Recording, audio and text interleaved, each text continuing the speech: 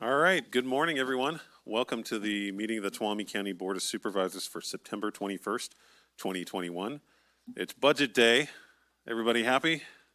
It's like Christmas in county government.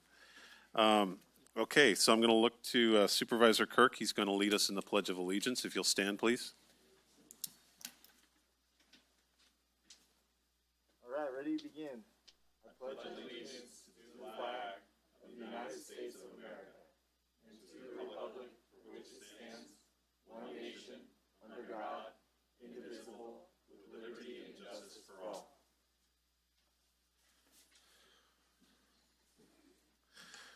Okay, so before we go into oral communications where the public will have a chance to speak on items not on the agenda, I'm going to look to our board clerk, Ms. Heather Ryan. She's going to read our public participation procedures.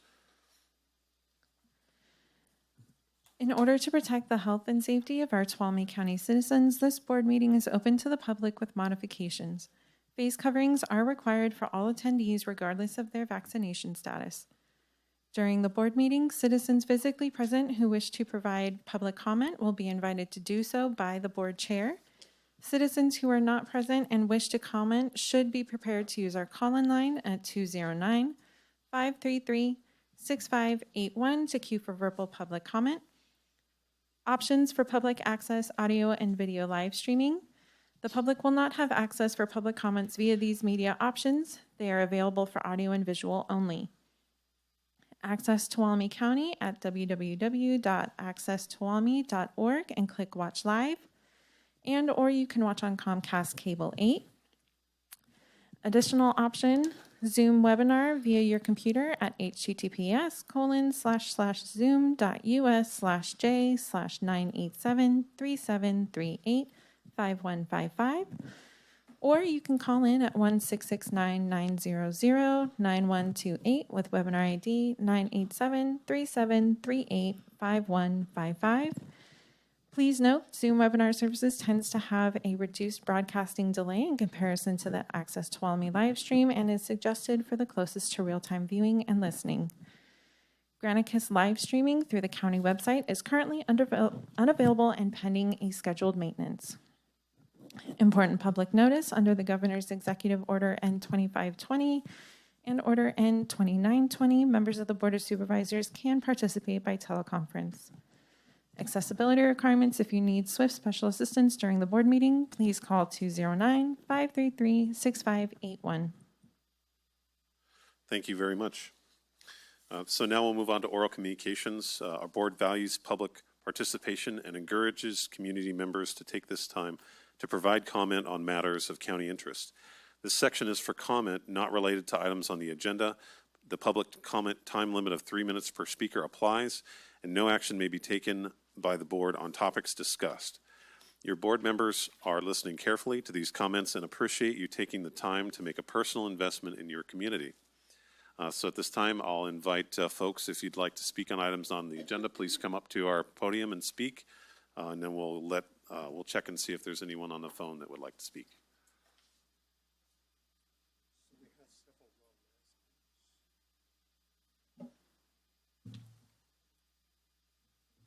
Am I the only one? Good morning. Good morning. I'm Terry Marshall. I am the Director of Marketing and Communications for Rush Creek Lodge and Spa at Yosemite and also Evergreen Lodge at Yosemite. And then I also volunteer on the board for Tuolumne County Visitors Bureau, also known as Visit Tuolumne County. And I also volunteer on the board for the newly revived Tuolumne County Lodging Association. And I'm here today to try to get ahead of a matter to give you a quick update on how the Yosemite's day use reservation system has impacted business and what that meant for Tuolumne County.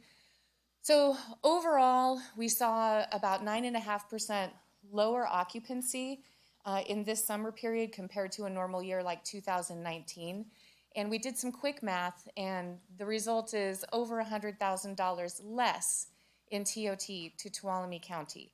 So I thought that would get your attention and that you might want to know the two things that I would hope you would know we're looking for help advocating on, and any chance you get to communicate with the superintendent or any other planners at the park. The first thing is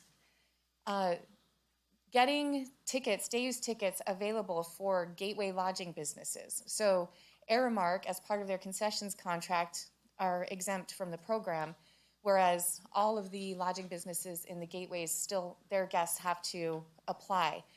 There are a variety of reasons why that hasn't worked out to get us that last mile of occupancy that we need to generate the TOT that we're missing. The second really big thing is that they're setting the capacity limits based on crowding in Yosemite Valley. And we've been asking for them to look at Yosemite Valley separate from the rest of the park's attractions. The High Country, Glacier Point, Mariposa, Tuolumne, and Merced Groves of giant sequoias are going largely unused. So we're turning people away and really putting unfair limits on the entire park when really the crush is in Yosemite Valley. So the private sector has a couple of times explained that we've looked into resources to be able to assist them because the park says they don't have the resources to manage it in that way. And there are plenty of businesses that are willing to pony up to help them monitor the traffic, keeping the valley separate from the rest of the park. So all I'm asking is that you be aware, know that there are financial consequences to the ticketing system, so we've got skin in the game, and you do have private sector businesses and lodging that are here to support better solutions for next year. That's it. Have a great day. Thank you very much. Happy Budget Day, I guess is what I should Yeah. say. Thank you so much. Is there anyone else that would like to speak?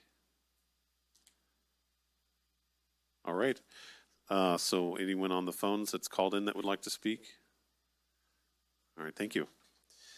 Okay, so we'll go ahead and close oral communications and move on to staff reports. Is there any, so staff may present public service announcements, commendations of staff, and brief project updates. No action may be taken by the board. Welcome. Hi, thank you. Good morning, members of the board and CAO Riggs. I'm Pablo Lopez, and I'm a program specialist with the Tuolumne County Public Health Department. That's Cristina Herrera. She's a program supervisor. And we're here today to provide an update on the public health drive-through mass vaccination flu clinics that we'll be hosting. So the first drive-through clinic will be held on October 6th at Sierra Bible Church. And the second clinic is scheduled for October 13th at the Groveland Library Youth Center parking lot. Online appointments will be available starting September 29th at myturn.ca.gov. Walk-ins will be welcome, but patients should be prepared to allow extra time for the registration process. And a little update on that as well is that reservations will end in 2 weeks. Let's see. More information can be found on the Tuolumne County Public Health website and Facebook page. Free flu shots for those ages 2 years and older will also be available throughout the flu season or while flu vaccines last on Tuesdays from 8:30 to 11:30 a.m. At the Public Health Department located at 20111 Cedar Road North, Sonora. Appointments are required. Please call 209-533-7401 to make appointments or if you have any questions. All visitors will be screened for symptoms of COVID-19 and face coverings are required. Flu shots are also available through medical offices and retail pharmacies. Getting a flu vaccine is extra important during this flu season to protect yourself and people around you and to help reduce the strain of the healthcare systems that are currently impacted. Some groups that are especially vulnerable are people with underlying medical conditions, Black, Indigenous, people of color communities with chronic conditions, adults over 40 years, and individuals working or studying in close contact to others. It's important to know that adults over 50 years account for the majority of hospitalizations and deaths from flu and COVID. Also, unlike the COVID vaccine, the flu vaccine can be given to children under 12.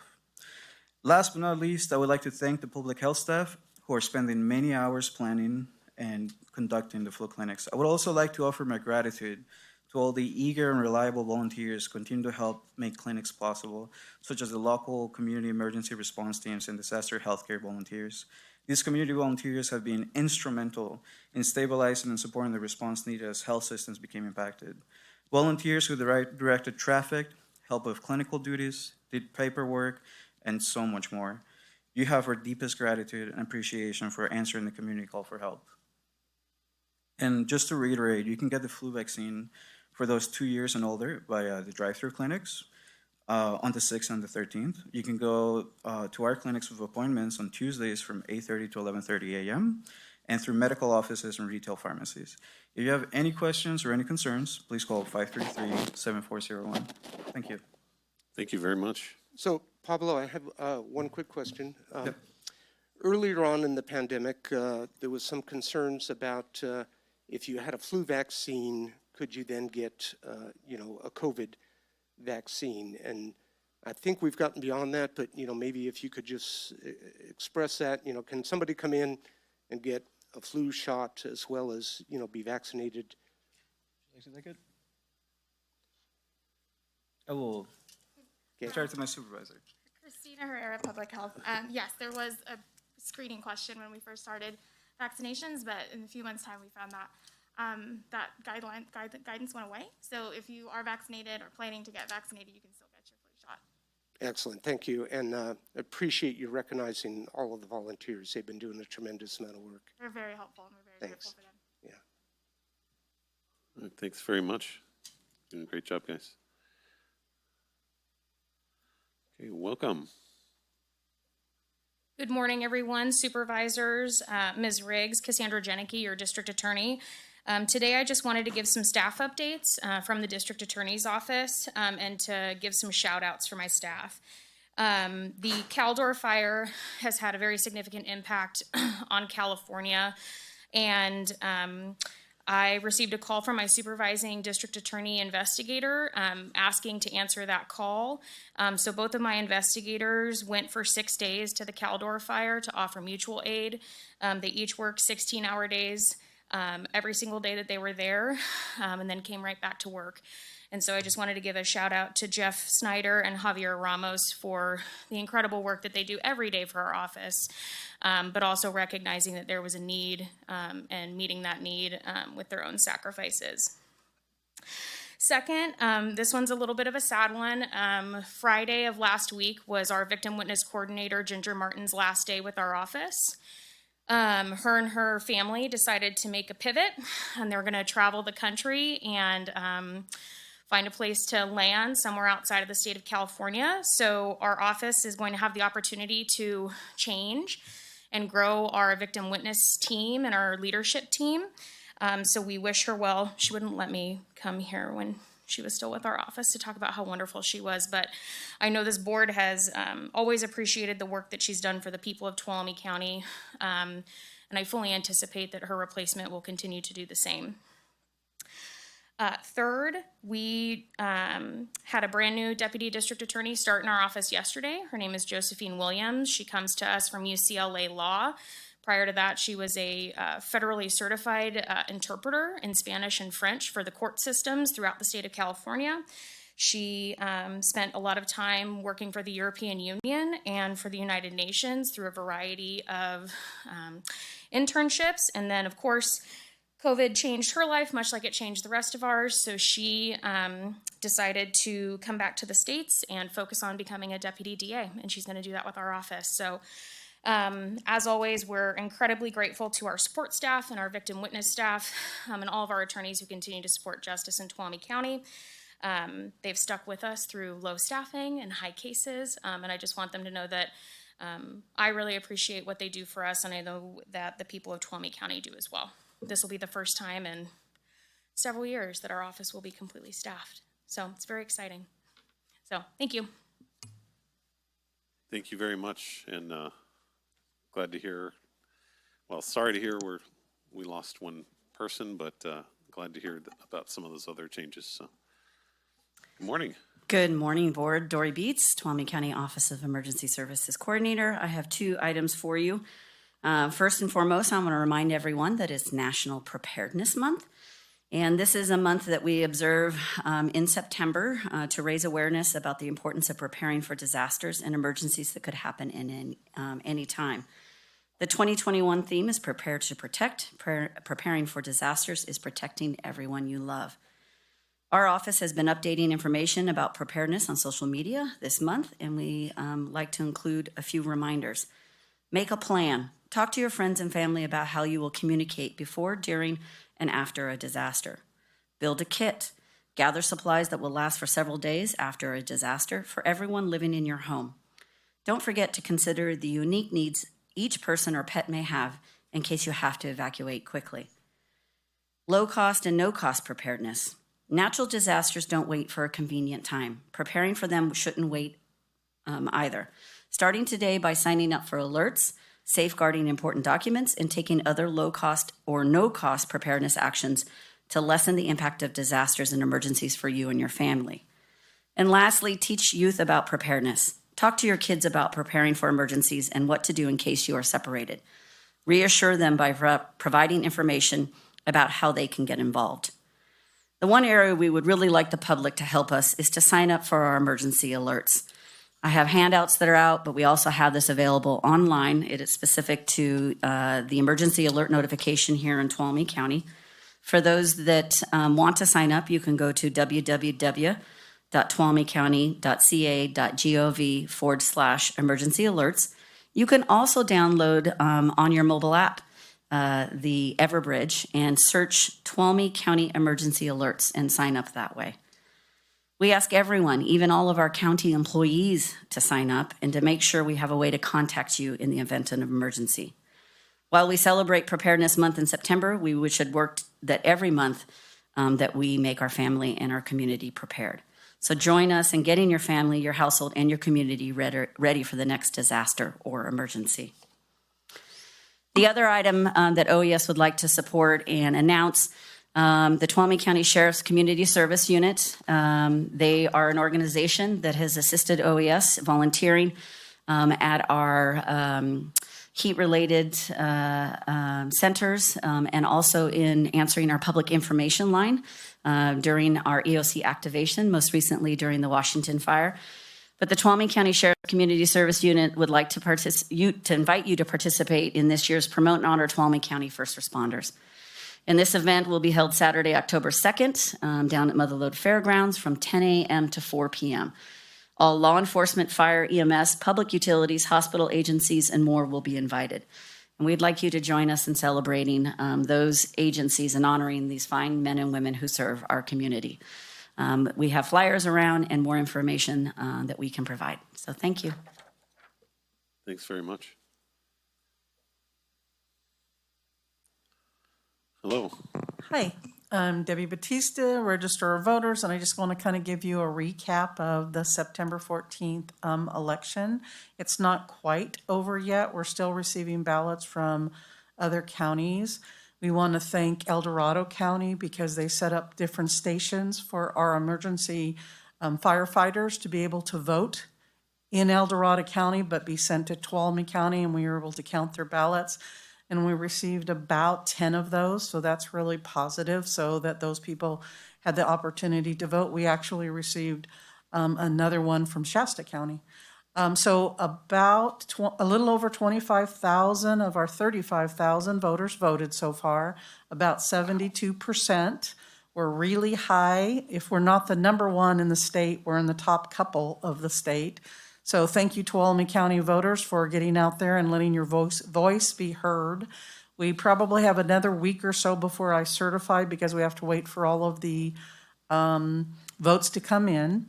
We did perform the 1% yesterday. What the 1% is that we pulled 5 different batches of the machine-read ballots, and my volunteer team counts them to make sure that they match what the machine did, and all 5 of the batches did. So that was about 750 ballots, which is well more than 1% of the 25,000 voters that voted. That's one of the steps that is required by the state of California, that we manually count ballots and make sure they match the machine. So again, thank you, Tuolumne County. Thank you to my volunteers. And hopefully we're going to put this election to bed.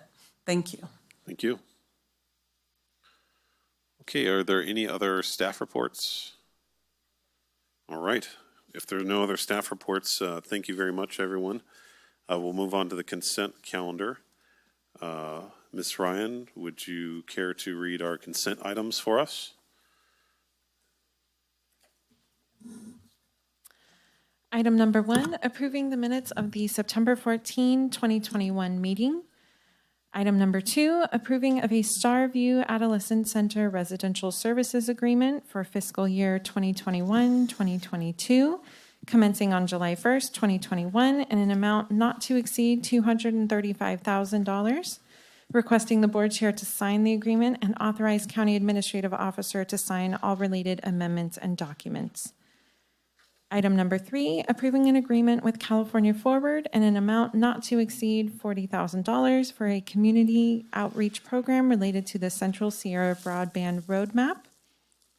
Item number 4, approving a contract with Tuolumne County Community Cable Access for the operation of PEG access channels in exchange for all PEG fees and 25% of franchise fees received by the county from state television franchises. Number 5, approving agreement between the County of Tuolumne Behavioral Health Department and AGES Treatment Centers for outpatient opioid treatment services.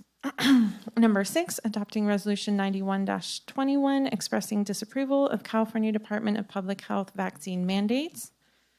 Item number 7, approving an agreement for interim environmental health director services with California Association of Environmental Health Administrators in an amount not to exceed $100,000. Thank you very much, and I understand that Supervisor Goldenberg would like to pull item 6 and discuss it after closed session. Is that correct, Supervisor Goldenberg? That is correct, thank you. Okay. Would any other board member like to pull an item? Yes, I'd like to pull item 4. Item 4. Okay. Would any board member like to make a comment on anything on the consent? Okay. I'll look for, if there's no other discussion, I'll look to see if there's any public comment on the consent calendar minus items 4 and 6. Is there any public comment? Okay, if not, I'll bring it back to the board and look for a motion on the consent. I'll motion to approve the consent calendar as amended. I'll second. Motion by Supervisor Brandon and a second by Supervisor Kirk. Call for the vote. All those in favor, please say aye. Aye. Any votes opposed? Okay, none opposed. Motion passes 5-0. Thank you very much. So we'll go back to item 4. Would you please read that for us once more, Ms. Ryan? Item number 4, approving a contract with Tuolumne County Community Cable Access for the operation of PEG access channels in exchange for all PEG fees and 25% of franchise fees received by the county from state television franchisees.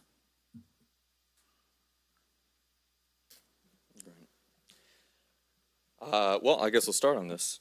So with item 4, I do support the idea of trying to find a better way with access to Tuolumne to support their programming and efforts. But I believe we gave clear direction that first meeting to bring it in-house, which I don't think was followed.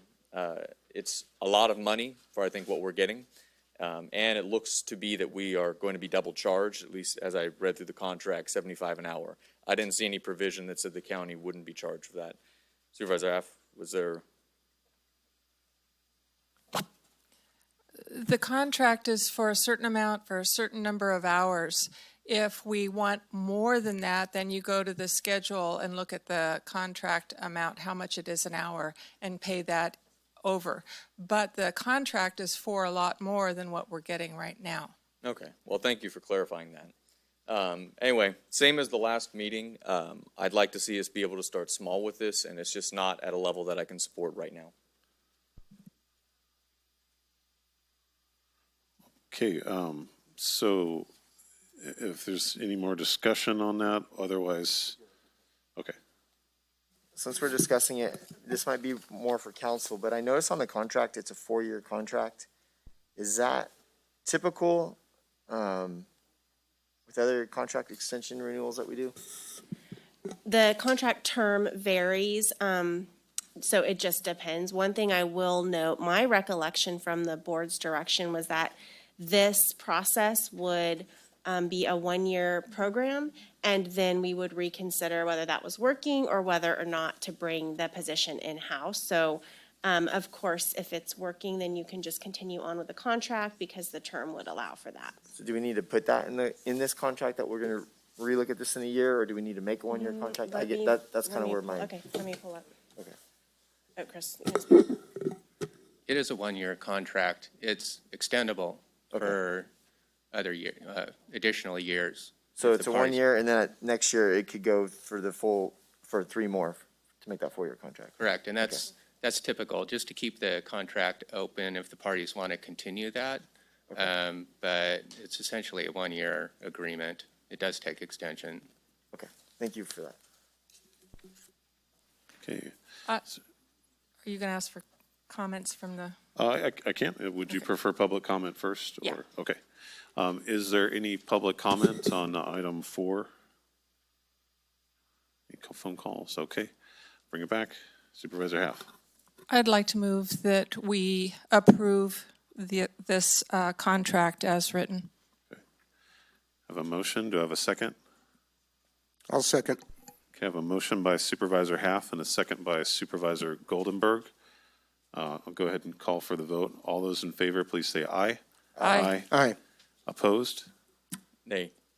Okay, so we have, motion passes, 4 ayes, 1 no from Supervisor Brandon. Okay, thank you very much.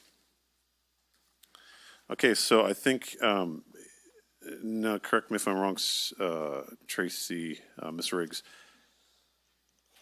Would you want to do our 9 o'clock appointment before item 8? Or should we go ahead and do item 8? So Supervisor Goldenberg had asked that we put that after closed session. I think there are some items in that that will inform that discussion. So do you want to proceed with item 8? Yes, I think that would Okay. be a wise move. So let's go ahead and do that. Ms. Ryan, would you please read item 8? Item number 8, consideration of approving Children's System of Care Memorandum of Understanding pursuant to Assembly Bill AB 2083.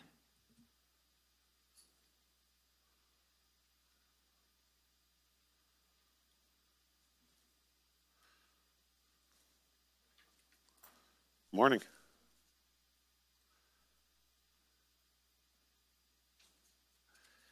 They're kicking you out of your chair.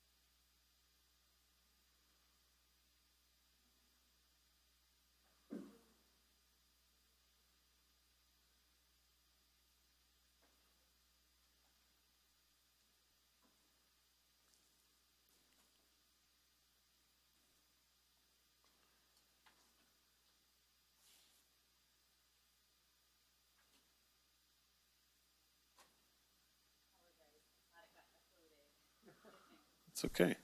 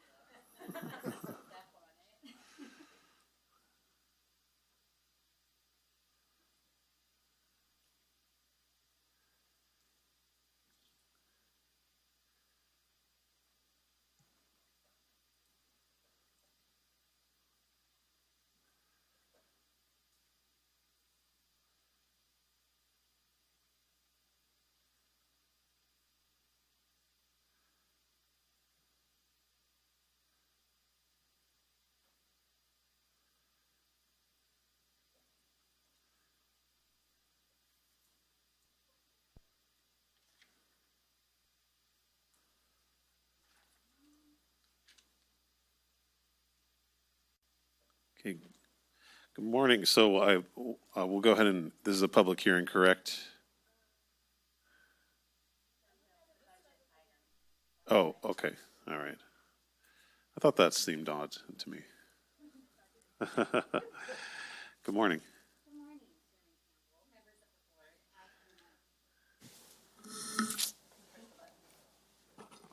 Always so loud anyway, so, all right. I'm Michelle Clark. I'm the Deputy Director for Health and Human Services Agency and overseeing the Children's Unit. And good morning, Annie Hockett, Juvenile Division Manager with the Probation Department. So today we would just like to briefly present Tuolumne County's Children's System of Care and the newly developed Memorandum of Understanding that has been developed between multiple agencies. Just to start, I'd like to give a brief background of the Children's Systems of Care in California. In the last several years, child welfare services and behavioral health systems have experienced several systemic changes to improve safety, permanency, and well-being for children in foster care. The KDA versus Bonta and Assembly Bill 403 were catalysts for multiple systems to become more integrated and collaborative in order to meet the individual needs of children, of California's children, youth, and families. KDA versus Bonta was a class action lawsuit that ultimately required improved access to mental health care for children in foster care, and also kind of demanded that child welfare and behavioral health systems became more collaborative. And it also triggered Assembly Bill 403, which was the continuum of care reform, which mandated a comprehensive approach to placement and mental health treatment options for youth. It also provided us with the statutory and policy framework that would serve and support children in foster care with the ultimate goal of providing them and maintaining them in stable, permanent families. Assembly Bill 2083 also required all counties in California to create and implement a children's system of care, including a memorandum of understanding to establish interagency roles for serving children and families in foster care, and also required the establishment of an interagency leadership team and an interagency placement committee. So what do we mean when we say children's system of care? As the name implies, the goal of this work really is to veer away from kind of the siloed systems approach to a truly collaborative structure that surrounds the family with the supports that they need to be successful. The philosophy of this work is based on the belief that families can grow and change if they're supported in the correct way. And what we know about this approach is we receive better outcomes if we do the work this way. Additionally, this approach is more cost-effective, has a larger collective impact on the community, and can actually increase employee satisfaction as that level of collaboration among team members grows. So I touched on some of the whys just a moment ago, but here's really kind of a drilled down list of some of the specific outcomes that can result from the establishment and operation of this interagency model. We believe we can achieve better educational outcomes as measured by overall school attendance and graduation rates. We can see a reduction in inpatient psychiatric hospitalizations for youth. Hand in hand with that, we can see an increase overall utilization of mental health services for our youth. We would expect to see less youth entering the juvenile justice system. And if we're all working really well as a team, we can expect to see kind of a reduction in that level of caregiver stress, as those caregivers would be receiving those support and services for caring for really difficult behaviors. The whys of this children's system of care is rooted in research and embodies a treatment model that places the family and youth in a shared, empowered relationship with the public agencies that serve them. And if we're successful in all this, we believe we can create a community that enhances the social and emotional well-being of our youth and really builds a sense of hope and resiliency to some of our most vulnerable and at-risk populations.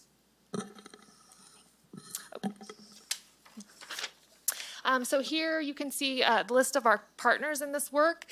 We have HSA, which Michelle explained, Behavioral Health Division and Child Welfare. We have your County Probation Department, County Office of Education, Valley Mountain Regional Center, and our presiding juvenile court judge.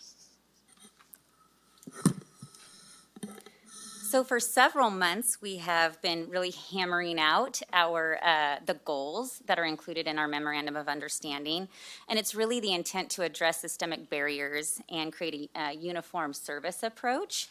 And then also hopefully to maintain an administrative team with collaborative oversight of the children's system of care to assure accountability. So these are the goals that we have included in our MOU: to identify, develop, and maintain service systems consistent with public-private, community-based, school-linked, and family partnership. Hopefully intervene early or prevent problems with at-risk children, youth, and families. Support county-wide trauma-informed efforts. Provide services to children, youth, and families in the least restrictive, least stigmatizing, and community-based settings appropriate to meet their identified needs. To provide ongoing support and direction to each agency and its staff providing services, treatment, and resources for at-risk children and families consistent with our vision, mission, and principles that are also outlined in our MOU.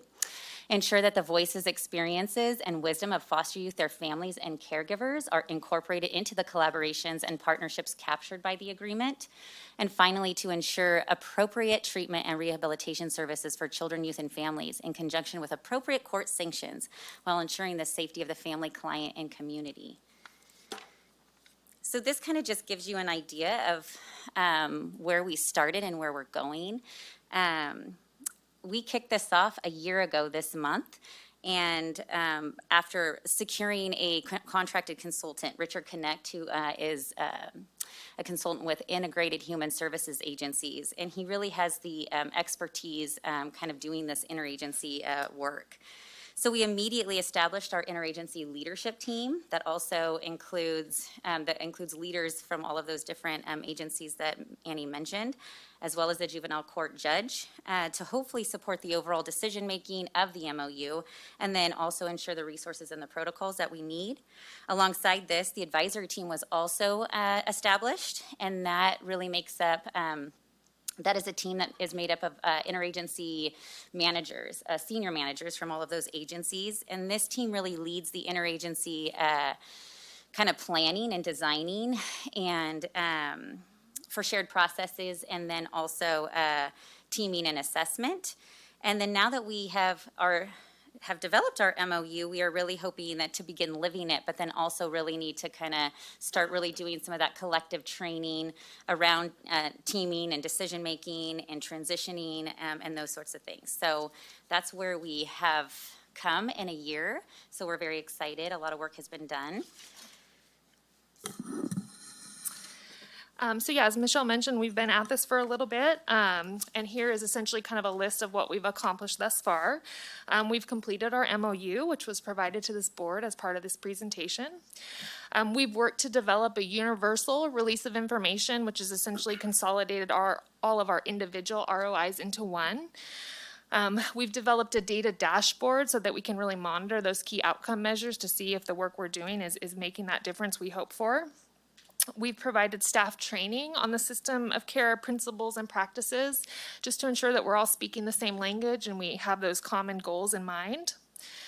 We've completed kind of a preliminary analysis on all the meetings we attend in an effort to potentially reduce redundancy and really kind of align meeting purposes and goals with the children's system of care if appropriate.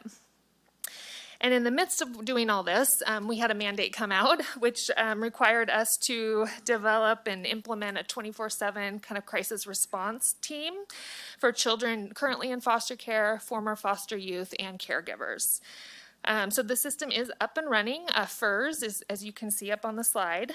And this system, includes participation from DSS social workers, probation officers, behavioral health clinicians, and essentially staff respond in pairs if deployed by a state kind of hotline service with the goal really to kind of address crisis situation and de-escalate those situations.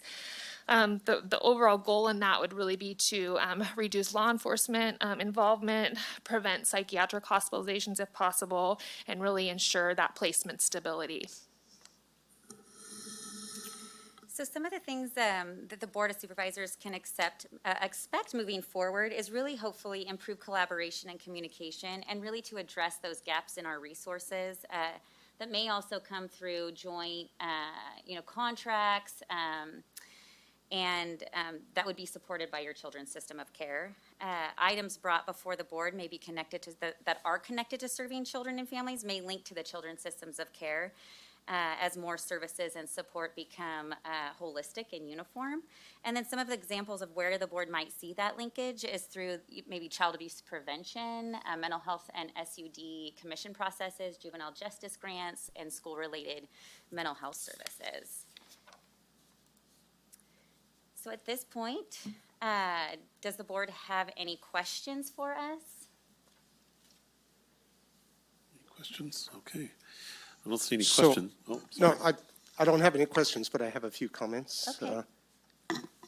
So I'm really supportive of, this approach, the uniform services, interagency, because there's so many different areas that, touch these youths. And, really glad to see the, components that are in there, and a few key points that I heard from your presentation, thank you, is that, that we ensure voices are heard, very, very important. Least restrictive as possible, also very important. And that we look at increasing the access to mental health care. And the other components, that it's better for the caregivers going down these roads, less hospitalization, which can equate to less stress, less costs, as well. And, bringing in the 24/7 crisis, in the midst of this. So I'm just very appreciative of where you're going with this, and, thank you very much. Thank you. Thank you. Yeah, great. I want to say I also equally appreciate this. I think anytime we can streamline some of these services, we talk about that the tub metaphor, right? Mopping up the floor versus trying to turn off the faucet. And when many of these children X out of that system or are trying to navigate that, those children grow up to be adults that may end up not having those needs taken care of unless we're able to intervene. And not everybody was blessed with perfectly functioning brain or a good, stable situation growing up, or a place that didn't have a lot of trauma. So any efforts to try and get those working together, wrap them in care, obviously multi-agency MOU, getting everybody working together on the same page, that's really fantastic. So I look forward to seeing what this does, especially the trauma-informed care model. That's really cool. And I think that even for also addressing with children, that addresses the root of the issues of really why I think they end up potentially making less than desirable choices sometimes in the future. I just had one really quick question, was with this legislation, the case law, I guess specific to the legislation, it was AB 403? No. Yeah, so 403 really kind of led to the assembly bill that mandated the children's system of care, which is 2083. Okay. It's all kind of encompassing. Okay. Did that come with correlating with funding from the state, or is this a new kind of thing that we're doing locally through HHSA, but having to fund ourselves? So I really meant to highlight that hopefully through this, the thought is that we would really be hopefully leveraging partners, kind of financial resources to really try to become more creative in how we, serve families. And like you said, hopefully, see reduce in costs and those kinds of things, because we could potentially leverage. A lot of times Medi-Cal might play a part in, like the crisis response and those kinds of things. So, just kind of coming together. The state really did mandate this, but I think we can really see a lot of streamlining happening through this process. And Okay. we didn't get additional funding, but we did for FERS, actually, but we didn't as far as that law And came. do we expect this to have any impact as we transition, or with those resources to other programs and services currently offered right now? I think that we are already kind of seeing some impacts, and we actually have more mandates coming down with how our children, with prevention, and then also with some of our, some of those children that are a lot, that are struggling more behaviorally, and, we see them more in the higher residential treatment. We're hopefully seeing that it's going to impact less congregate care. That's the intent of the state, I think, and the feds. And so hopefully also really trying to build our local resources and how we provide those services in local homes, and then also how we train and support our caregivers as well. So I think that hopefully that answers your question. It does. Thank you so much, Joel. Appreciate it.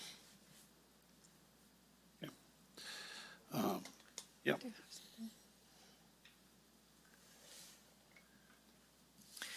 I really like how it's coming all together. As you said earlier, the services were kind of in silos, and this kind of brings it all together. And I had a whimsical thought about your FERS. Mm-hmm. Is that an acronym that you guys came up with, or is that state? Okay, all right. Been much more creative. Yes. Well, yeah, because you could make it surf. And I don't know, the connotations of surf is much better than FERS. But anyway, I think you're doing a good job, and this does my heart good that you're not duplicating efforts, one agency with another, and it's really coming together. It's great to see. Thank you. Thank you. And everybody's already said so much, but I met with what is her name? Dr. Surgeon General Nadine Burke, thank you. Talked about ACEs, and so obviously a lot of this is, it doesn't say the word ACEs, but that's what it's about. So it's cool to see that. And then when I was on the Behavioral Health Committee, I remember hearing about how there was in silos and there's overlaps where, for instance, a youth tries to commit suicide, but then there's other departments you don't know because of some of the walls that are there as far as communication. So it sounds like some of those walls are being taken down for communication. So all that to say, in my mind, like county government, budget, I think of critical positions, like when you call 911, but the next thing after that, in my mind, is the vulnerable populations, the children, the elderly, and then go from there. So it's cool to see more work and momentum in this area. So thank you guys, and hopefully we can help some kids out in our community and families. So thank you guys. Thank you. Okay, is there any public comment? All right, we'll bring it back to the board. I would just say I'm a big believer in this concept. I think, I really support this concept in this way of treating our kids and our vulnerable individuals in our community. It makes a lot of sense. The thing that struck me learning about trauma-informed care is it explains so much about how people get into challenging situations where they need assistance. So it's something we've never had before, and it's good to be basing policy off of it. I think it's the right way to go. So you are asking us to approve the attached memorandum of understanding that guides Tuolumne County's children's system of care pursuant to AB 2083 to remain in effect from July 1st, 2021 through July 30th, 2023. Is that what you're looking for? We are. Okay. And then with your approval, we will submit it to the state for their approval and compliance with our AB 2083. Okay, great. Thank you so much. Thank you. Do I have a motion? Pretty much, but I'll make the motion to. I stated the staff recommendation. I didn't make a motion. I move that we move on the staff recommendation. And I'll second that. So I have a motion by Supervisor Goldenberg and a second by Supervisor Haff. Call for the vote. All those in favor, please say aye. Aye. Any opposed? Okay, motion passes 5-0. Thank you very much. Thank you.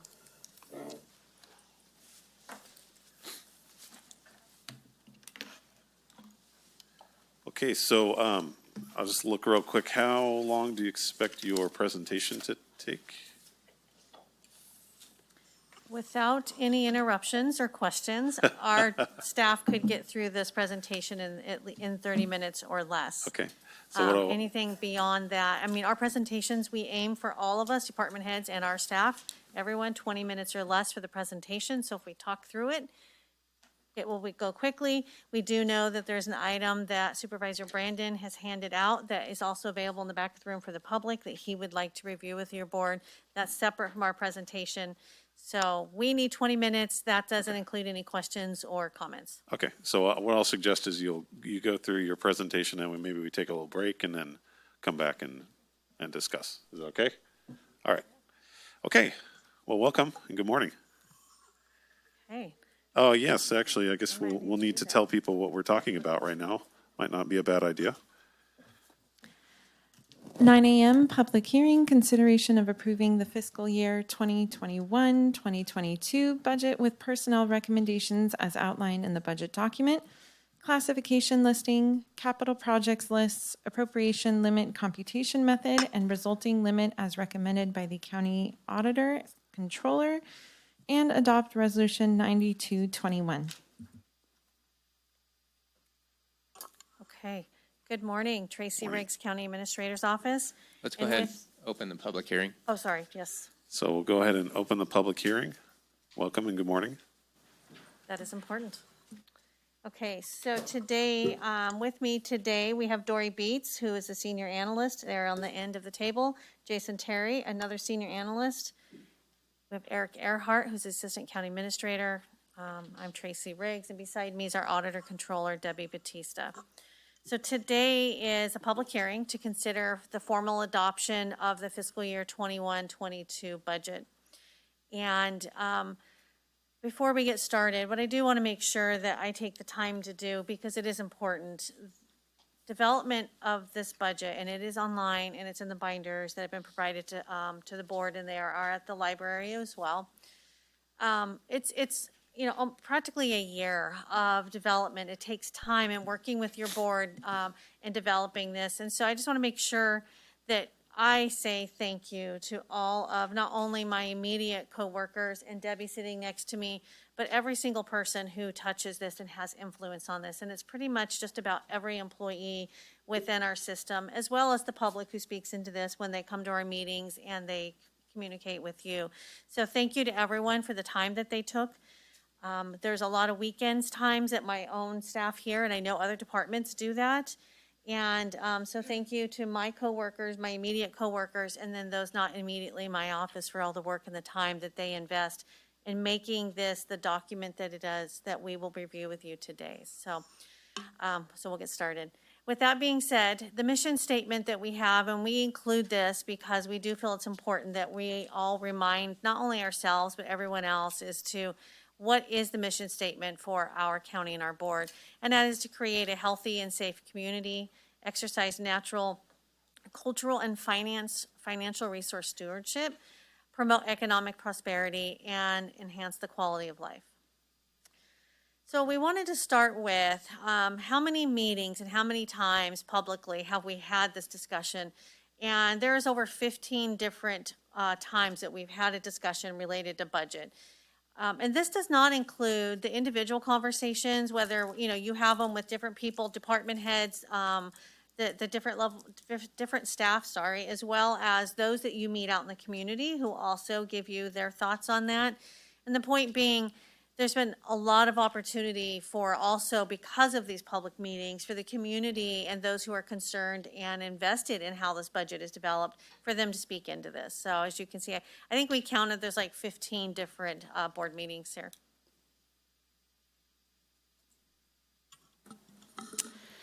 So early on in the year, as the previous slide illustrated, you sat down and determined your strategic goals and objectives for 2021. And so what we will show you and demonstrate is how this budget will meet a lot of those goals and objectives that you outlined as a board. So first and foremost is fire safety and preparedness. Remember that the goal itself was to prevent loss of life and reduce property damage due to catastrophic fire by creating strategic plans for wildfire preparedness. And so you can see here, there are three objectives that were outlined in your strategic goal for fire safety. First is reduce risk through fuels management. And so we've outlined those items, $7 million for MSA projects, $736,000 for CCI Defensible Space Program, $400,000 for tree mortality program, and then the $1,565,000 for Tuolumne County Fire. 800 of that, 800,000 was specific from ARP funds. And those included the 2 water tenders, type 2 fire engine, type 6 fire engine, and then various fire equipment presented to you. The second objective was securing sustainable funding for fire protective services and vegetation management. And you can see there, this budget will include 40,000 state mandated fire inspected programs and a fee implementation program. The third goal, engaging and educating the community to foster that community participation and engagement, includes a 1 FTE for the fire inspector, 20,000 for our Everbridge emergency alert notification system, and 45,000 for an OAS vehicle. All right, so moving on to our second goal of community and family health, and the first sub-goal there being reducing the impacts of COVID. What we'll notice as we go through a few of these is some of these bullets could be in multiple locations, and effectively we're doing 2 birds with 1 stone here. And leading off on the first one there, we talk about the $150,000 for the virtual desktop environment. So this helps us reduce the impacts of COVID by enabling employees to access our networks anywhere, and they can access it from their own devices as well. So from a COVID standpoint, this allows for telework options a lot within our telework policy. It allows for access to the network so that they can, the offices can do a rotating, telework solution or however that works. So it allows that. But what it also allows is one of the issues that we've been having this past year is access to laptops and trying to get laptops under our contracts that will meet the needs when, a lot of our employees have desktops and can't really lug those back and forth.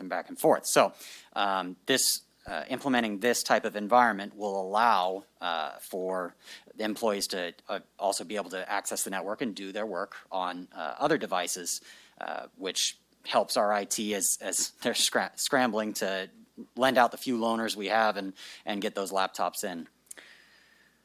So the next item is the $500,000 for the local economic stimulus program. We have referred to this by a specific name before, but it's come to our attention that there might be multiple vendors, and in order for us to do a competitive RFP process, we want to make sure that we aren't selecting a specific vendor, out of turn there. So this is the program that's intended to provide matching dollars into our community as they are visiting our local businesses that would be eligible under the program and truly help stimulate some of our economy out there. And then, of course, the $500,000 for the Community Projects Grant Program. As we talked last time, this is something that has been broached with the Sonora Area Foundation to see if they would match. It's my understanding that they should be meeting here soon to determine that. But for the board's commitment here, $500,000 has been set aside for that program. And then, of course, the $10,000 for the business mailer, specifically for our Innovation and Business Assistant Department, enabling him to reach out to businesses and provide some support when it comes to recovery of COVID. And then as we see at the bottom half of this slide is more geared towards our public health and PIO functions as we traverse through COVID, maintaining the epidemiology functions, the testing vaccination sites, contact tracing, symptom monitoring, and of course, public outreach and education with monthly board updates, COVID town halls, weekly briefings with our local press partners, and of course the daily updates that we all see in our emails and get passed along to our press partners as well on amount of positive tests and hospitalizations and whatnot. And then for the second sub-goal of community and family health, specific to combat homelessness. This is an amazing chart that just shows how in a couple years we've been able to access the available funding coming from state and federal sources primarily to assist with homelessness in our community. So as we can see, it's a little over $1.4 million in grant funding for this year. $1 million of that coming from state programs like HHAP, which is the homeless, I had it before, is the homeless assistance and prevention. I missed the first letter there, but that's available. And then, of course, the federal ESG funds as well. The only general fund commitment that we have to cover the homelessness funding here is $41,000. That's to cover a piece of the homeless service program coordinator time. The social worker that was added under the reorganization is going to be entirely covered by transfers from those state and federal funds. On point 3, our economic development, of course, we've all heard about the $500,000 regional grant for the broadband plan that has been running through our Innovation and Business Assistance Office, and that will help set up a game plan for us to really access and improve broadband accessibility here in the future for Tuolumne County. And then we see the 5 positions that were approved by your board to be added to CDD to help streamline housing and commercial development. A couple of those have already been hired, which is exciting and helps us get started. And then the $20,000 to complete scanning and digitization of documents. And that, once again, allows not only our own staff to be able to access these documents remotely, but also enables us to set up systems where the public can as well, and they don't necessarily have to enter public buildings in order to get to these documents. And then we start talking about modernizing government and increasing our effectiveness, and that's the 4th strategic goal from this board. We've been working with our OpenGov software that we have a contract with to just continue increasing transparency and streamlining different processes. We see this in a couple different ways. One of them is the permitting and licensing that we're moving online, and once again, this allows us to provide these services remotely and in the safety of people's homes and businesses rather than mandating a visit to a county office to get this work done. And so we've been working through our various departments to get these set up and to get these systems talking to each other to increase our efficiency. As well as, of course, with OpenGov, we see the budget stories that we've been posting out, putting those on our social media. If anybody hasn't followed us on Facebook, feel free to find our county webpage there and follow us. You'll see the various reports and stories that we've prepared for the adopted budget here this year on our page there. And then moving on to the 1 FTE Purchasing and Contracts Analyst. This is to help us really streamline and standardize the purchasing process rather than going through various chains, various workflow processes, really establishing one point of contact for all departments to send their various purchasing contracts for review and help us to process those more efficiently. And along those lines, the procurement software as well. This is something that we would like to implement to really set up a standard interface that is more friendly to businesses that are bidding on our public projects, as well as providing a good interface for public who want to also see what we're doing when we're following our purchasing and procurement policy. We do have the $100,000 communications contract in the budget as well, and that's to help us continue our transparency with the public, make sure that we're posting effectively and to where people can see it and understand it. We have earmarked here for the Treasurer Tax Collector, the CUB system. We commonly refer to that as the DOS-based system that we're still sitting with and doesn't speak to other systems. And in fact, one major example there is we have a certain report that we have to get a physical hard copy because we have 2 systems not speaking to each other. And so we have redundant pecking in of data, and that's just not effective. That's not efficient. And so that's something that we will be releasing an RFP for and ensuring that we get that system updated. And then, of course, the Access Tuolumne, that was discussed a little bit earlier, and I don't think we need to go any further into that. Improving website functionality. This is specific to ensuring that our departments have appropriate content on our webpage and have the appropriate training to ensure that they can keep that updated, that we have the most accurate and most recent information available to our public who are looking through our webpage. And then, of course, the employee development and growth. $75,000 for this budget has been set aside for degree programs to ensure that we continue to grow our own leaders and invest in those that want to continue their county careers and just needs a little bit more formal education to do that.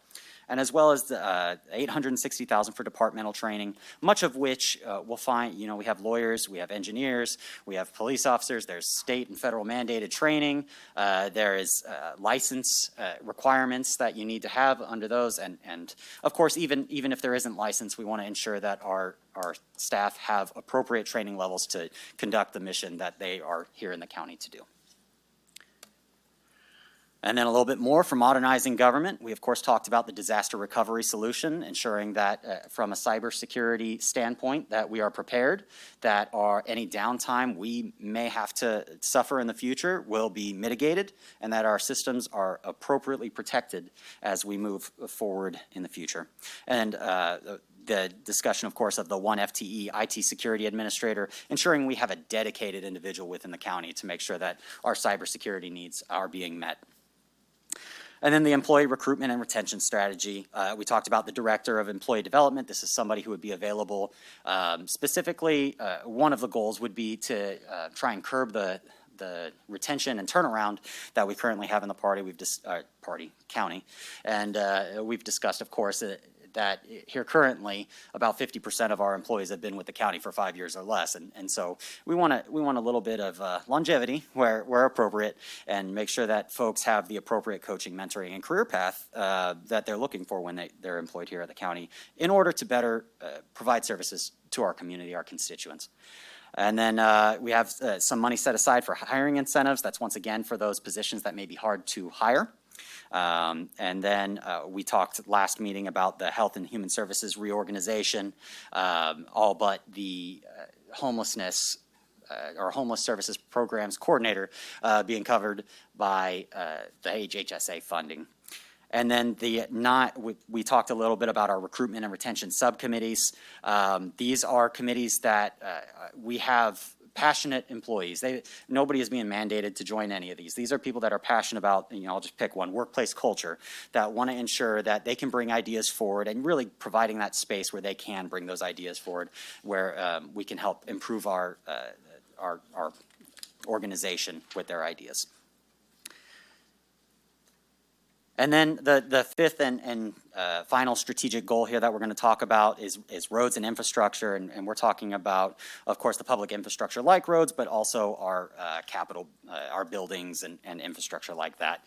So this budget does include a street sweeper and 2 graders within our road fund budgets, as well as $8.9 million in capital road projects. And some of those are Willow Springs Drive, Red Hills Road Low Water Crossing, Parrots Ferry Intersection, Twain Harte Storm Drain projects. There's a longer list than that, but those are some of the larger ones that are in that department, as well as 11.5 across the road fund. That's not just road maintenance. I want to make sure I stress that's our fleet. That's different vegetation, snow removal, sign maintenance, culvert replacements, traffic signals, speed studies, all kinds of things.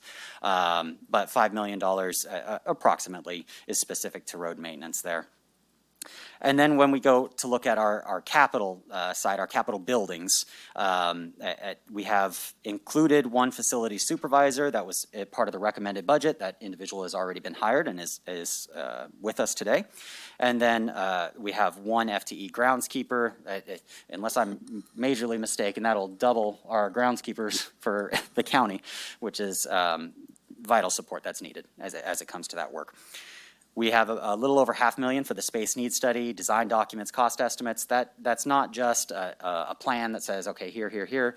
That is also going to go into the electronic and mechanical and that those deep details that we need to have to ensure that we are using our space efficiently. Of course, with the end goal that we're going to be moving out some of the departments that are in rented space that it just every year keeps building up. we have space, let's get them in and curb some of those costs. And then we have $3.9 million in capital projects. This includes the $500,000 for the Columbia Pool, which we are seeking a grant from the state and working through that process, and we've submitted our justification, and we're waiting to hear if we can get some of that funding, as well as different ADA improvements, roofing, and building improvements and maintenance that are within that department. So with that, I think I'll pass it over here to Eric Earhart, who will continue with this presentation. All right, good morning. So here's a chart just to kind of illustrate the difference in the change between the actual expenditures from last year, the recommended and the adopted. As we look down the column on the right, we can see some significant changes this fiscal year versus last year. And some of those changes come in the way of, obviously, we have made a significant increase in investment into our contingencies and reserves, which is reflected in this number. We have a large number of grants, such as the master stewardship agreements or grants. I think there's about $7 million in expenses in that cost center alone this year. And the other one is salaries and benefits. When we look at the numbers at the bottom for permanent employees, today we're at 682 under the recommended budget.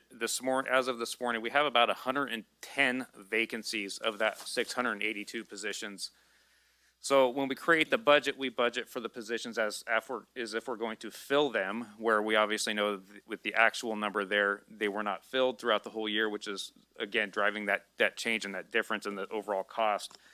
Additionally, we have, as Jason mentioned, over half of our employees are still within that first 5 years of their career with Tuolumne County, and they're still progressing through the steps. So each year, those employees would get a 5-year, for the first 5 years, a 5% increase each year. So all of those factors combined are what's driving up the cost you see at the end there. And then at the bottom line, and more so in the governmental funds, we also have the $18 million for the community resiliency centers, which are under construction, will be finalized this next calendar year. So those are some of the changes that we see. As we get down into more of the detail of the changes from the June recommended budget, you'll see that we've included or increased some general fund departmental revenues. We have about $900,000 in homeless advocacy grants, which is being invested back into that vulnerable population. State sheriff revenues, some grants, and some donations coming in as well. And air pollution control, about $140,000 increase in revenues. We see the matching expenses with some additions down below, $935,000 for homeless advocacy. You see an increase in facilities management. The reason for that is when we developed the recommended budget, we based it off of 18-19 expenditures because we didn't know what this year was going to look like at that time. As we closed out last fiscal year, we see we actually spent close to $700,000 because of our aging facilities and infrastructure. So we did bring that number back up to last year's expenditures versus the 18-19 expenditure level. The sheriff and jail expenses, this comes from a few different things. We have some OES reimbursement that's in there for some expenses that we're anticipating, some equipment and training increases, but also we have some inmates that require medical attention and we have to stay with them at the hospital as opposed to sending our staff down there. We hire outside consultants or security officers to ensure that those individuals stay in custody even though they're not in the facility itself. So that's where some of that expense comes from. The $185,000 in the library, that is to bring back those 4.5 employees that we had prior to COVID-19. $140,000 for air pollution control, which is offset by those funds up above. And as you all know, we had the Washington fire. We're estimating the expense to be roughly $114,000 right now based on history of similar size fires. Once we did request reimbursement for that fire, but we have not received any notification at this point as to whether or not we would receive that. Some additional changes. Again, September 7th, your board heard from our Health and Human Services Agency Director on a reorganization of behavioral health and social services. And really the intent is to build that labor force, infrastructure, and efficiency. And really it's providing flexibility and streamlining the process within an organization. So that is roughly about $270,000 increase to the budget. So some of the other items that have been added since the June recommended budget, we have two lists here, and really to separate those into two different buckets of money. We have the American Rescue Plan on the right with fund balance on the left. And you can see all of these things are things that we have spoke about before, but we just wanted to list them here again so your board could see those items. As I mentioned earlier, we have made a significant increase in our contingencies. So we increased contingencies by almost $2.2 million since the recommended budget. And what this does is it allows your board some flexibility as we progress through the year for other programs and services, as well as bargaining, as we finalize some of those negotiations with our different units throughout the county. Reserves, your board policy is to establish reserves at 5% of the governmental funds. This includes this includes the general funds, but as well as special revenue funds, with the exception of capital budgets. So with the increased contribution to the reserves, we are halfway to that goal this year. $4 million will be our reserves, which is, I believe, higher than it's ever been, if I'm not wrong. So we're making a huge investment into our rainy day fund here today. In addition to that, we also have the American Rescue Plan. Your board, as the previous slide showed, did direct some money to different programs and services with American Rescue dollars, but there is still $2.4 million in contingencies for future use. And just to show your board and the public, each fund has its own contingencies. You can see the contingencies by fund in this slide here. You can see $3 million in the general fund, 2.4 in American Rescue, Department of Social Services, and so on. So collectively, throughout all cost centers and all funds, we have about $9.7 million in contingencies for this fiscal year. Some of these personnel changes, we've talked about these before. At the bottom there, you see the 4.5 positions that have been added into the library. Overall, we're adding 10.6 as of today. If your board approves this budget, 9.5 of those are in the general fund. The first one at the top there really is just reallocating the position to where the work is being done. It's the same person. We're just assigning them to the department where they spend most of their work. We have the employee development and recognition cost center, which we'll see where the director of employee development will reside. Facilities management, we talked about the groundskeeper, and some additional changes that we have spoke about up to this meeting.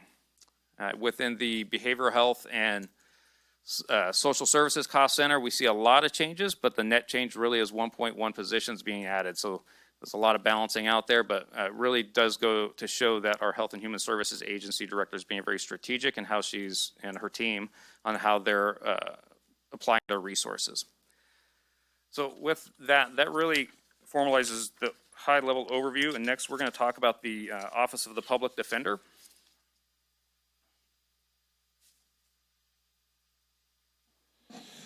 So at this time, I'm going to recuse myself because I am married to a deputy public defender.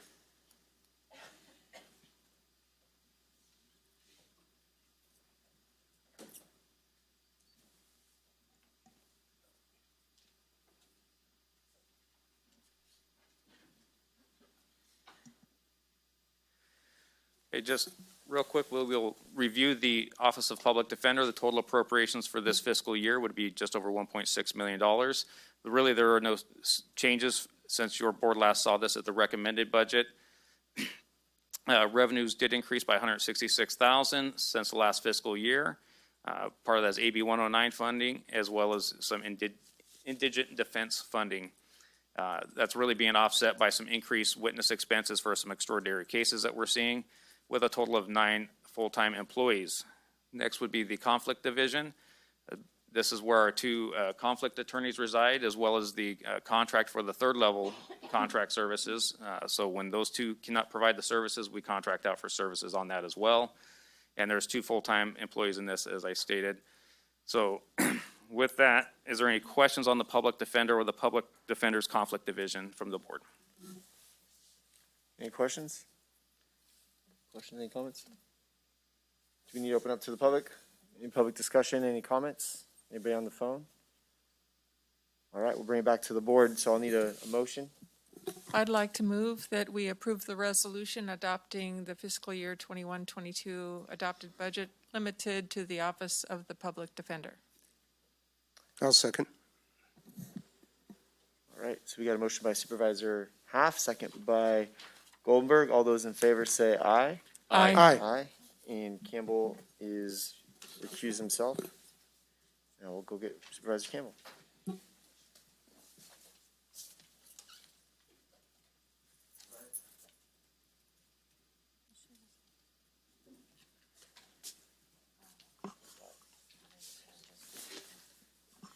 don't think he was expecting it to be that quick, so he's probably in the bathroom.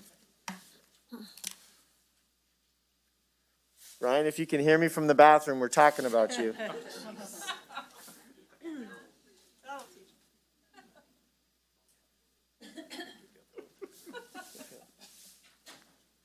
Jason, yeah, have him do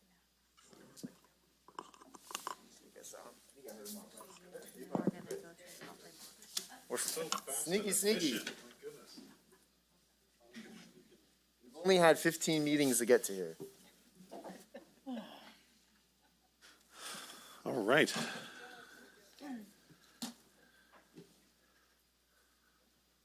Okay. Okay, so it's my turn. I get to explain to you guys about the GAN limit. The GAN limit went into effect after Prop 13 was passed by the citizens of the state of California to restrict how property tax could grow. So it's, your property tax can grow by your assessed value or your assessed value, and 2%, at the maximum 2% per year, depending on what the cost of living is in the state of California. One of the things that, if you look at your GAN letter from me, that I really want to point out to you is that for multiple years, the population in the county of Tuolumne has decreased. This year, the population of the city of Sonora has decreased. However, the per capita for the state of California, which has really helped us, was over almost 6%, 5.73%. And new construction for the county of Tuolumne was 1.13. So there's 6 different formulas of which one can calculate the GAN limit. I always recommend we use the top one, and the top one for this year is number 2, which is the surrounding counties population, because it actually decreased also, but the per capita was so high. That will give us a GAN limit of $177,808,501, of which almost $78,000 are our proceeds from taxes. So we're still at below 50% of the GAN limit. So I'm recommending that you adopt number 2, and that will give us that limit, and we still have a ways to go. What the difference for the GAN limit means is that not you all will be able to do that, but you could actually raise taxes by almost 56%, and you would be under the GAN limit. Of course, the public would probably burn you at the stakes, but you have that ability to do that. So when we looked at the parcel tax, or we looked at the sales tax, or even, remember, this includes the new increase in the TOT, we're well below the GAN limit. There are some counties out there that are in the 90% of the GAN limit, and they have some problems, because if we have a great economy and Prop 72 or realignment comes in, they may reach their GAN limit, and then they have to do some not collection of taxes. So anyway, if you'll pick number 2, that'll give us the best available limit that we can have, and we'll still be well below 50%.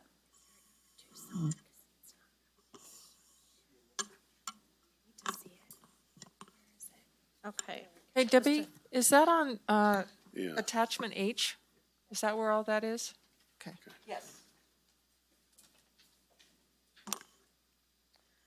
Okay, we're just about to the end here where we can get direction from the board and hopefully adopt the budget. But we did want to make sure to just point out, and I know we've talked about this a lot, but there's a lot of work that goes into all the detail of the budget documents, including the state controller reports.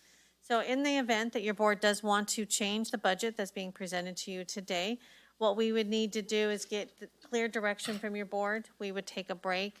Staff will go back, they'll do all the computations, we'll reconcile all of the schedules, and then if it affects revenue, Debbie will then have to adjust her GAN limit resolution as well.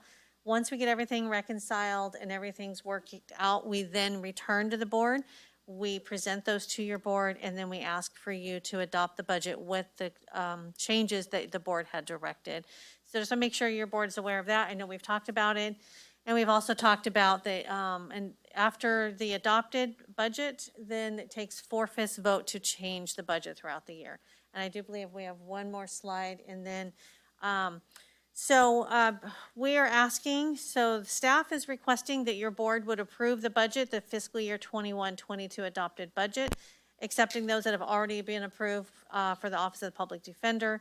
These include all personnel actions outlined in the memo and associated budget documents, capital projects list, the appropriation limit and computation method presented by the Auditor Controller in Attachment H, and the fiscal year 21-22 adopted budget resolution as presented in Attachment I.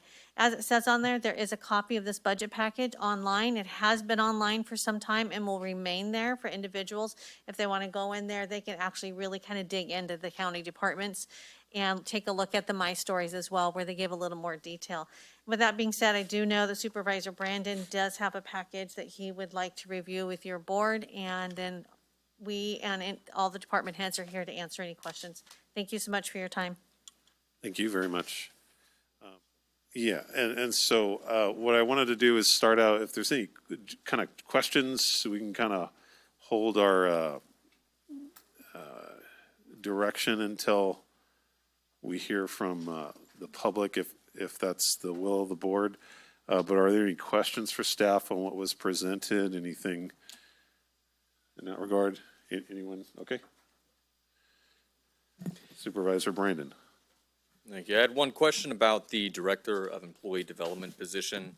The title's changed a little bit as we spoke. It's going to be all about the class spec and what's written in there.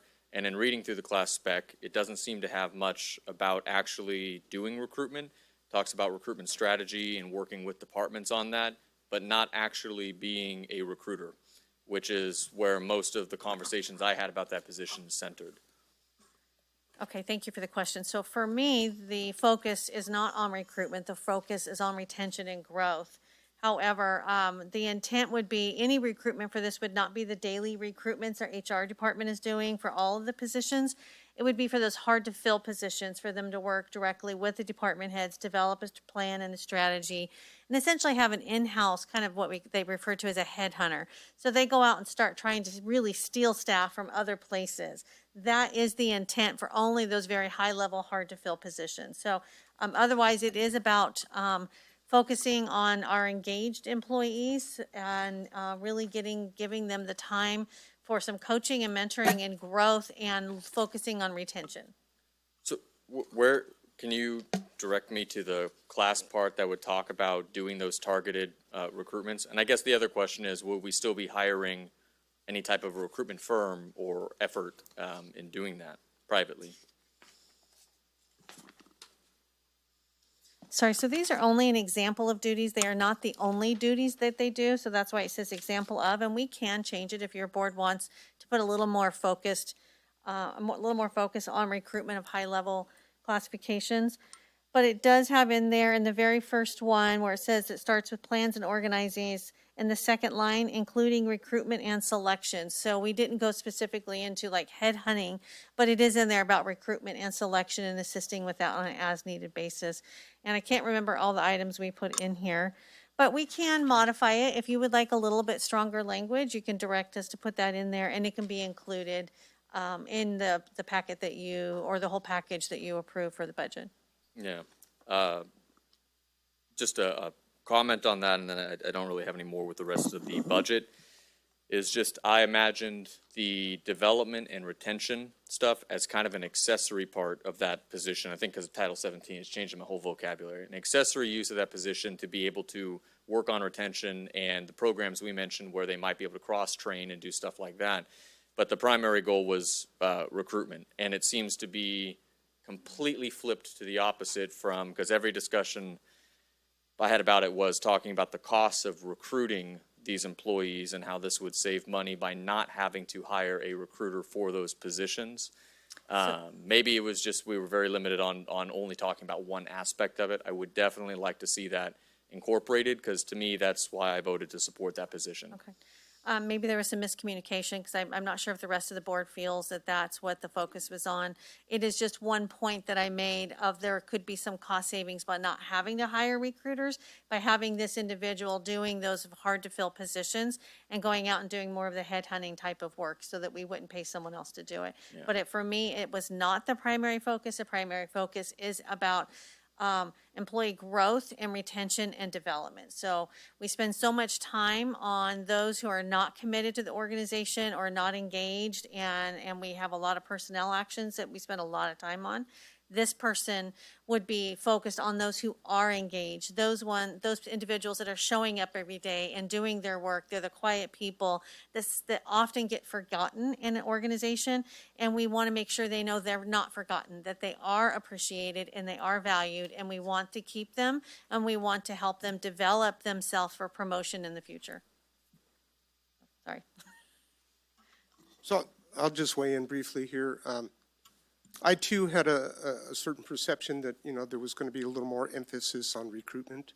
I very much appreciate that we're looking at the retention, very important, the growth, equally as important, but I thought there would be a little more emphasis on recruitment. And I understand the high-level positions, but those don't come around that often, and they're kind of like one-timers.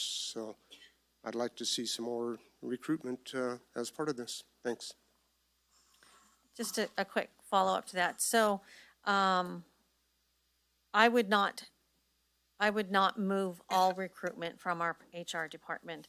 There are a lot of there's a lot of hiring that we do that is normal process that would be a waste of time for this individual.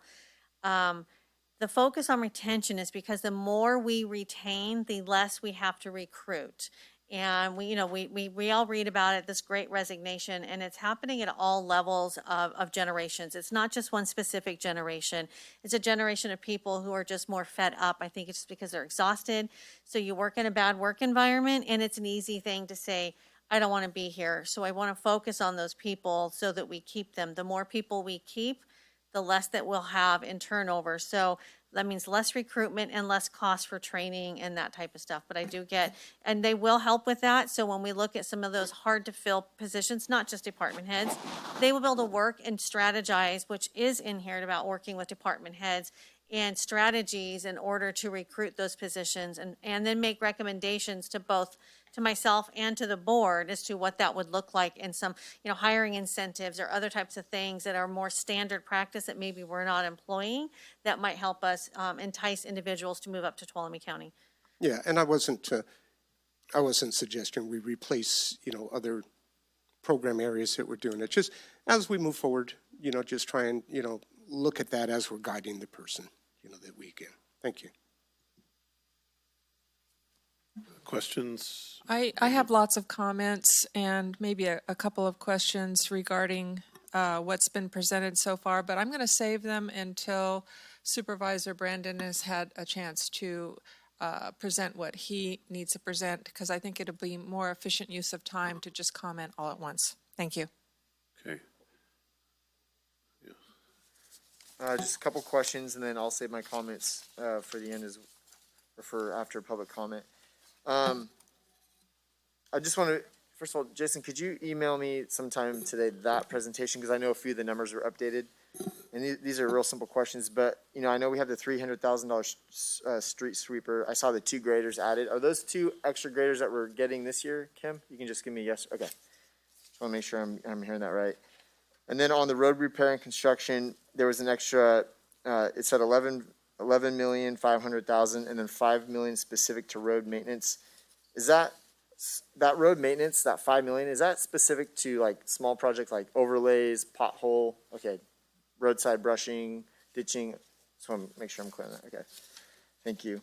And then Tracy, I'm not sure if this is to you or more Kim's alley, but on slide 10, it talks about $3.9 million in capital projects and maintenance.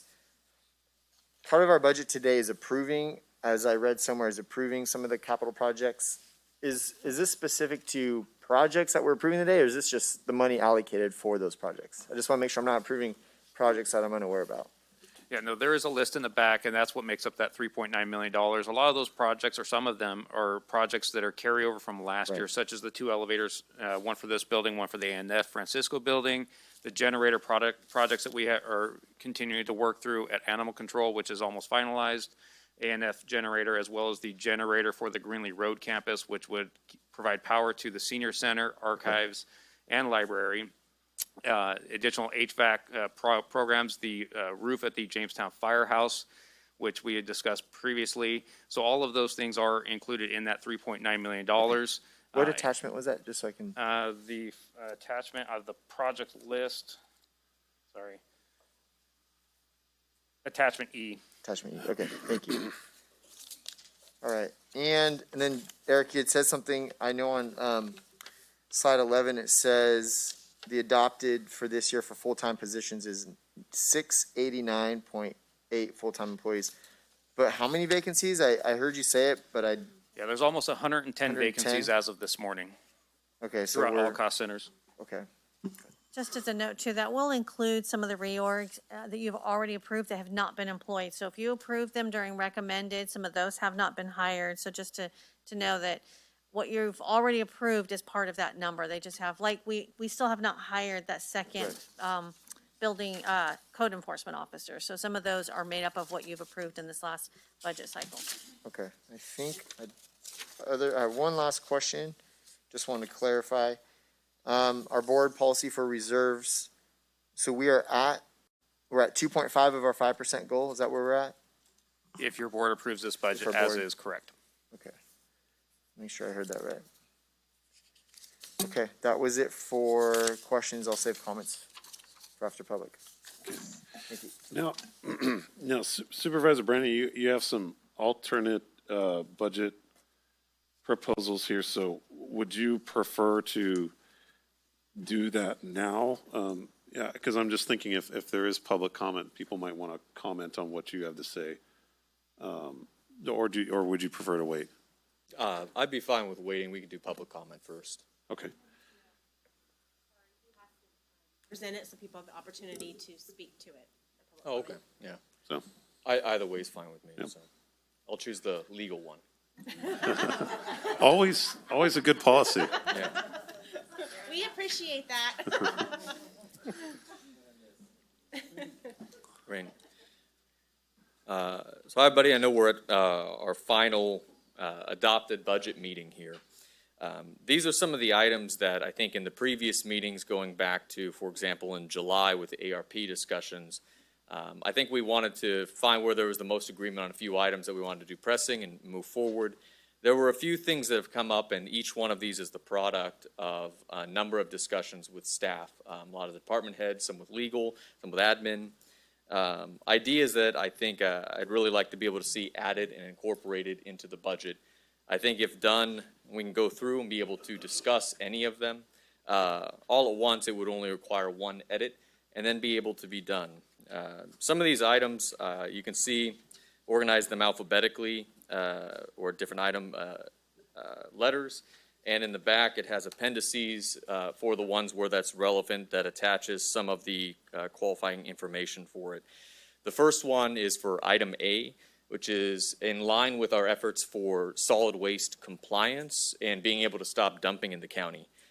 We have local groups willing to manage, install, and rotate dump cameras around to increase the likelihood that we would end up being able to catch somebody in the act and hopefully change behavior in the community on that. If you look under our revenue section, I believe for littering, I think it's under $100 for the entire year.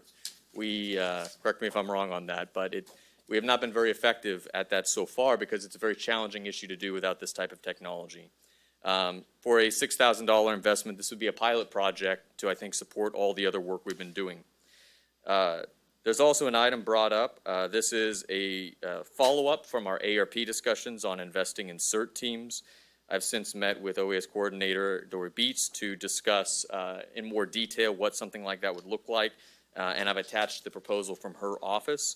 Her proposal is for $50,000. That is $10,000 to each CERT team that exists in the county. These are investments to get them recruitment materials, to get them an emergency bag so that they have the equipment there, as well as training. As we heard earlier with public health, as we saw in the Washington fire, CERT teams have been critical to our public safety and in response to the events. $20,000 extra is added to incentivize the creation of more CERT teams in the community as well, along the same lines for equipment. Item 3 is one that was brought up at a previous budget meeting, but there was a bit of a miscommunication. This was the Cape Seal project suggested with Public Works as the second priority one. It's a section of 1 mile of Jamestown Road. Previously, we'd approved one for, I believe it was Willow Springs, right? This was the second one that was listed to try and test. This is kind of an experimental overlay procedure for us in the county. We're seeing if it works. The conditions of Jamestown Road, as I presented, are very different. It uses has a lot of industrial use, heavy loads, mining equipment, a little hotter. I think that'd be very helpful in seeing how it would perform under local conditions, and I think would fall in line. And I should also say, with each one of these, I tried to make sure that each one was tied very clearly to our 2021 goals and objectives as a board. With that, there was some confusion on item C before that we had already funded one of these. So when I brought it up, I said, oh, we had already done that. And it was a miscommunication, unfortunately, at that point. Item D is something that was brought up. I think we've all had the chance to go out with Public Works to many of the offices in our district and see that they are in incredible disrepair. And for any members of the audience that are interested in checking, I mean, you can look at some of these water stains and ceiling tiles that are falling apart. And potentially what it really needs is a new building at some point, but that's very expensive. I think what we could do, as quoted from Public Works, would be a modest investment of $50,000 to do quality of life upgrades in some of these offices that frankly look unhealthy to be working in. Item E is from a discussion with Community Development, Public Works, and Legal Counsel about the idea of creating a grade and gravel fund. This is kind of an extension of looking at how do we be able to enforce and have some type of safe egress for many of these communities. It'd be putting aside money, I think, in line with what Supervisor Kirk did privately for Mount Provo. There's a number of ones I know in my district north of Columbia, and I think that applies to most of the districts that are some of these areas that on a project-by-project basis, if everything lines up, could be relatively quickly fixed up as an egress route for emergencies. The details of that project-by-project basis would have to be worked out, but earmarking that funds or those funds I think would be helpful. Item F is looking at how we've talked about appointing a lot of new people at the county, and it's been a consistent difficulty to try and get them the training that they need and find the funding for that. It's split between many different line items and departments. Say we put somebody on a new commission, like Commission on Homelessness, who's worked for 10 years in addressing it, but now they're trying to look at the larger policy considerations at the state and federal level. Or somebody who's new to the Planning Commission, for example, and needs to have those types of trainings. I'm recommending that we do a centralized appointed development fund, which I think is very in line with our efforts to do that for our staff. We want these folks to succeed. I think they haven't really had those resources placed aside yet, and it's been a confusing process. This would be something that all of our BCCs could tap into. Item G is a reduction for a request for the Columbia Fire Protection District. I listed out some more of the financials as well as an article talking about the difficulties they're facing. With the chief pay about $700-800 a month, $86,000 a year the district runs off of, and has answered many calls in the county area, for example, Gold Springs, because they are the closest responding unit. According to the article, and I checked with council and staff, but at least according to the article, had not been reimbursed for that under mutual aid. What I'm asking for is a $200,000 investment to stabilize that district that, as we saw with Arola and the Washington Fire had moved north, would have been absolutely critical in being able to fight that off, and is the closest responding unit for quite a few people out there. Jamestown's quite far away for the county when you live in Columbia. And I have one last one. This we've discussed at some of the budget meetings, but had not yet quite had a vote. It's restoring the Business and Innovation Discretionary Fund. This was cut because it wasn't used before. This is something, though, if we're doing economic development, I'd like to give our Business Innovation Officer the opportunity to, for example, send out those coded mailers that you can be able to see who's actually checked the website and who's interested. Some of those innovative things I think he presented last year. If it's not spent, it returns to fund balance, but I would recommend putting $15,000 there. I wouldn't want him to be delayed 2 weeks or a month and having to come back to this board for an allocation when an opportunity comes up to be able to get that done. With that, be happy to entertain any discussion on these. I do hope we consider them individually in this, and I appreciate your time. Thank you, Supervisor Brandon. Questions? Would we want to, you have comments, but shall we go into public comment now? Okay, there's no other discussion from the board. Go ahead and open this up to public comment. Please come on down to the lectern if you'd like to speak.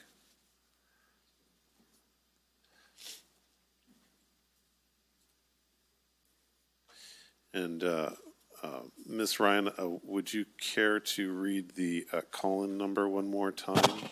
I know I'm putting you on the spot. I apologize. No problem. If the public wishes to call in to provide public comment on this item, they can call 209-533-6581. Thank you very much. Morning, Chief Murphy. Good morning. Andy Murphy, Assistant County Fire Chief. I just wanted to clarify a couple of things. First, County Fire does have an agreement with Columbia College. There is a fire station in the Columbia community, staffed with student firefighters and a CAL FIRE captain. And then additionally, the auto aid and mutual aid is something that all of the agencies in the county participate in, and it's free of charge, and it goes in both directions. As far as each agency, it's reciprocal, the assistance given. So I just wanted to point that out and clarify that just for information. Thank you very much. Any more public comment on the budget? Nobody on the phones? Okay. I'll bring it back to the board.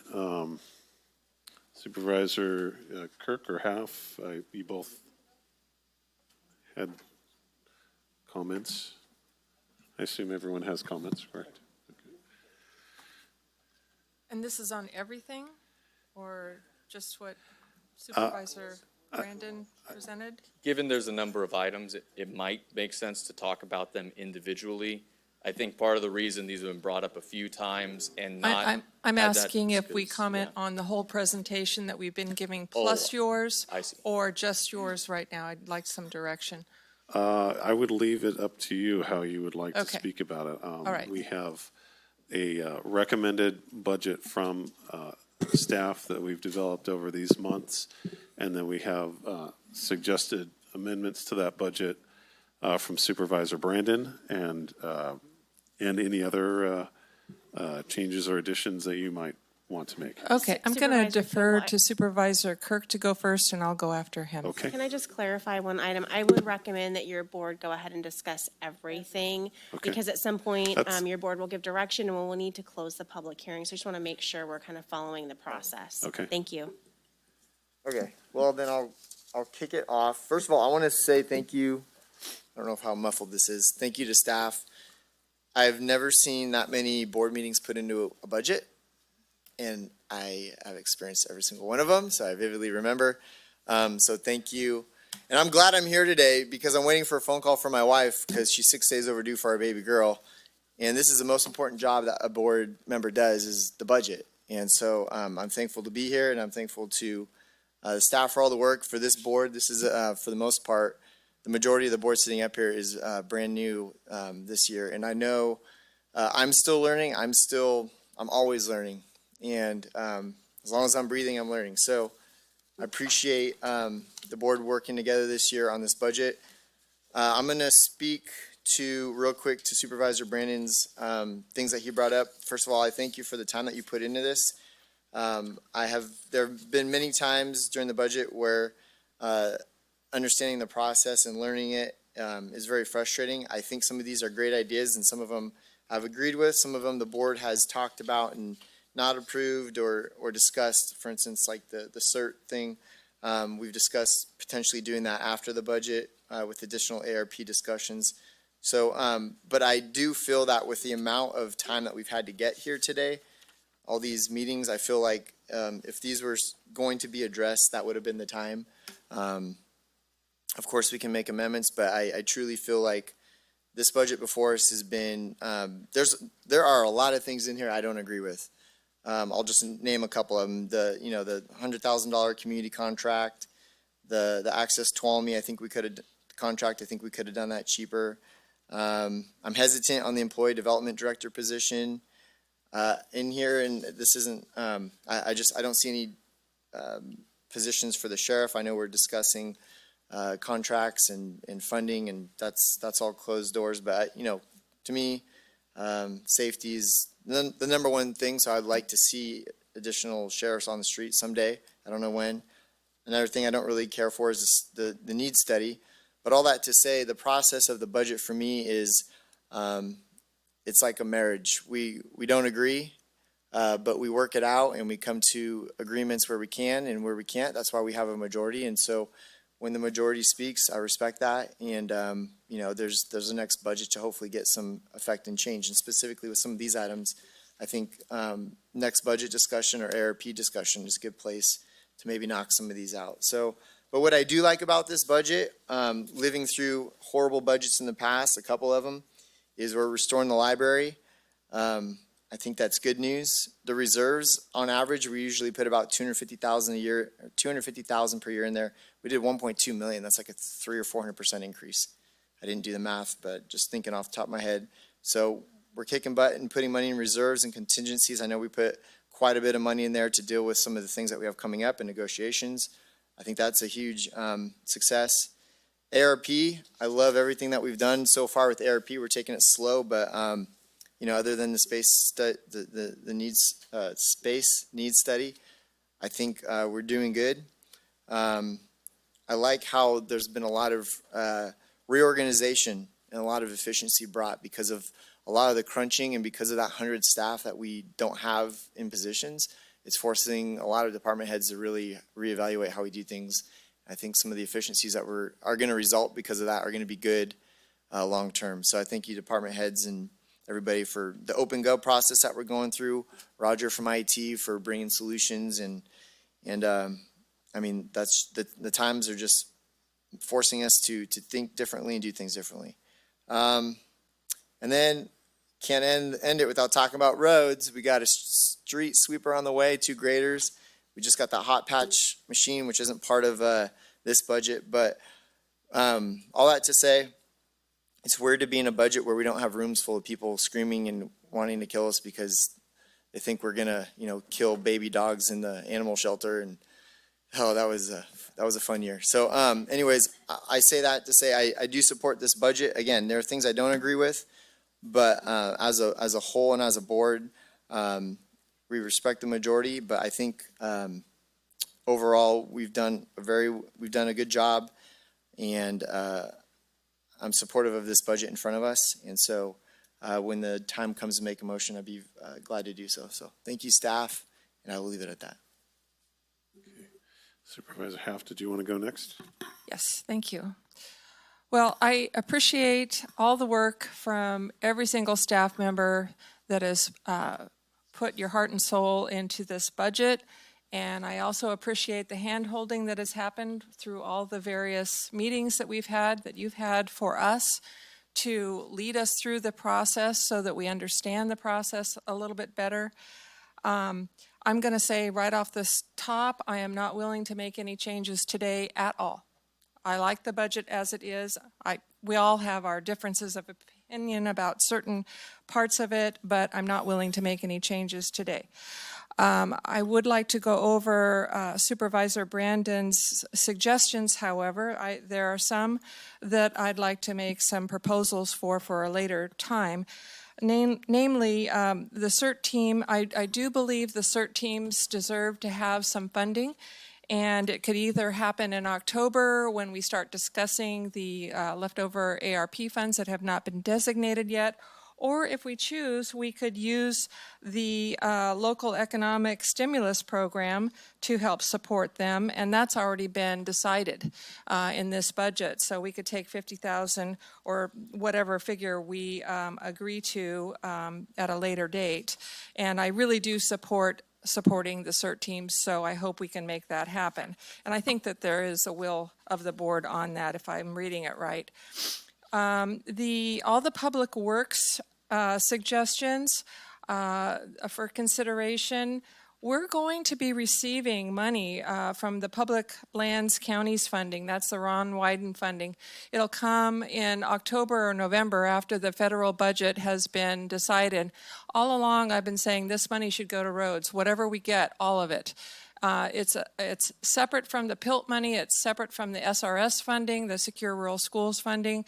And I would like to see all of that money that we get. And it's a considerable amount, a big pot of money, but it's going to all of the public lands counties in the United States. It's not just in California. So I would be in favor of obviously waiting and then deciding how we want to spend that on roads.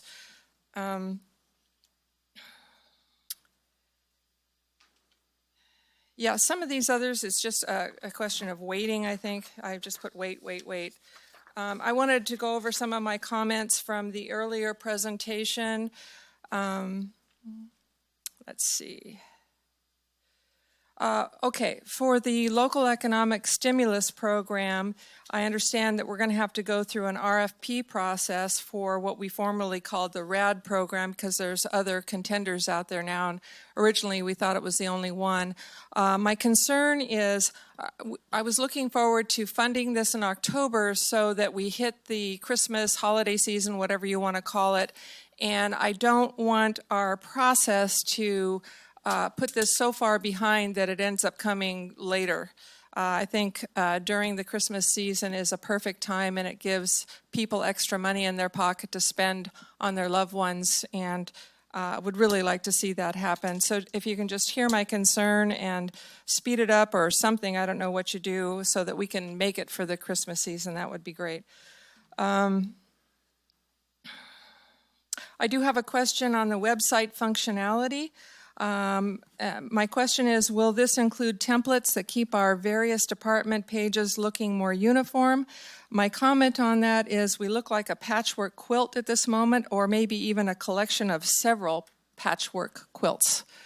And I would hope that whatever this update in functionality provides, we also get some uniformity and we look like we belong together as far as all of our various departments. And yeah, Roger, I'd love to hear what you have to say about this. Roger, your IT director. So the website refresh does include some standardization across the board. The 22,000 that's in the budget is not part of that. That 22,000 is really to train our staff.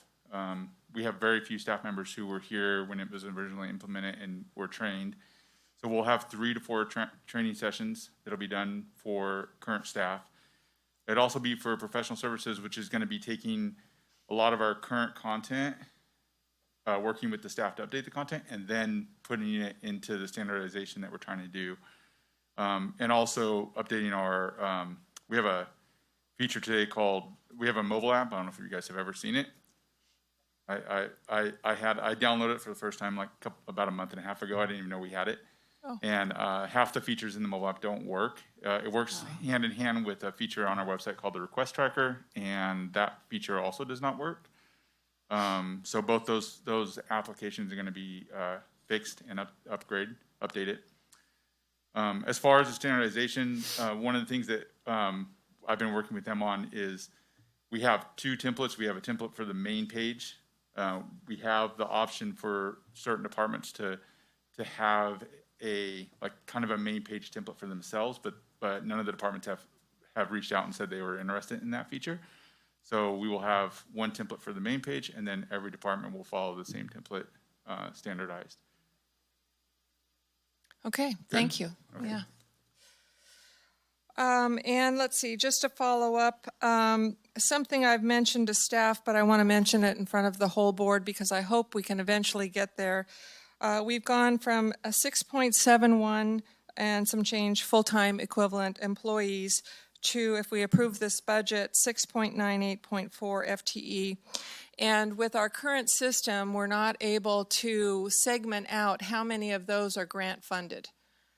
This is all employees, and there are some that are grant funded, so it doesn't reflect what our actual costs are. And so I'm hoping that when we get this conversion done, that we can eventually show that in future presentations when we talk about the budget, so our public and we can see our true costs that's not supported by grants. And let's see. I just comment on contingencies and reserves. I think our threshold for where we want to get to is too low. And I'd like to see us raise that in a subsequent meeting, talk about what the limit should, what our threshold should be. Because maybe I'm the only one who's thinking that, but I think it's too low. So those are my comments. Thank you. Thank you. And Supervisor Goldenberg? Yeah. So let me speak to just some overall things on the budget. Yeah, I too appreciate all the work that went in by staff on this. We've had multiple meetings, very many discussions. A lot of extra effort was put in, and on weekends, and just everything you guys have done. Thank you for doing that. The reserves, like Supervisor Kirk mentioned, the upping the ante, right? We need to do that. It's been needed for a long time. We had roughly $3 million in reserves 20 years ago, and we got $3 million now without today's board action. And that's wrong, right? That shouldn't have been the case. We truly need to get, I think the board's stated goal was 5%, but I'm in agreement with Supervisor Half that, probably we need to be above that a bit. What amount, that's something we can discuss and figure out where to get to. Round numbers, I think 5% kind of equates out to about 8 million. I'd like to see 10 or 12 million. And it'll take some to get there, but, we looked at. When I look through and I appreciate the presentation that, keyed in on the board priorities, because that's very important, right? That's what we stated we would do, and we need to be held accountable, to looking at those priorities. And obviously, a lot of emphasis on fire.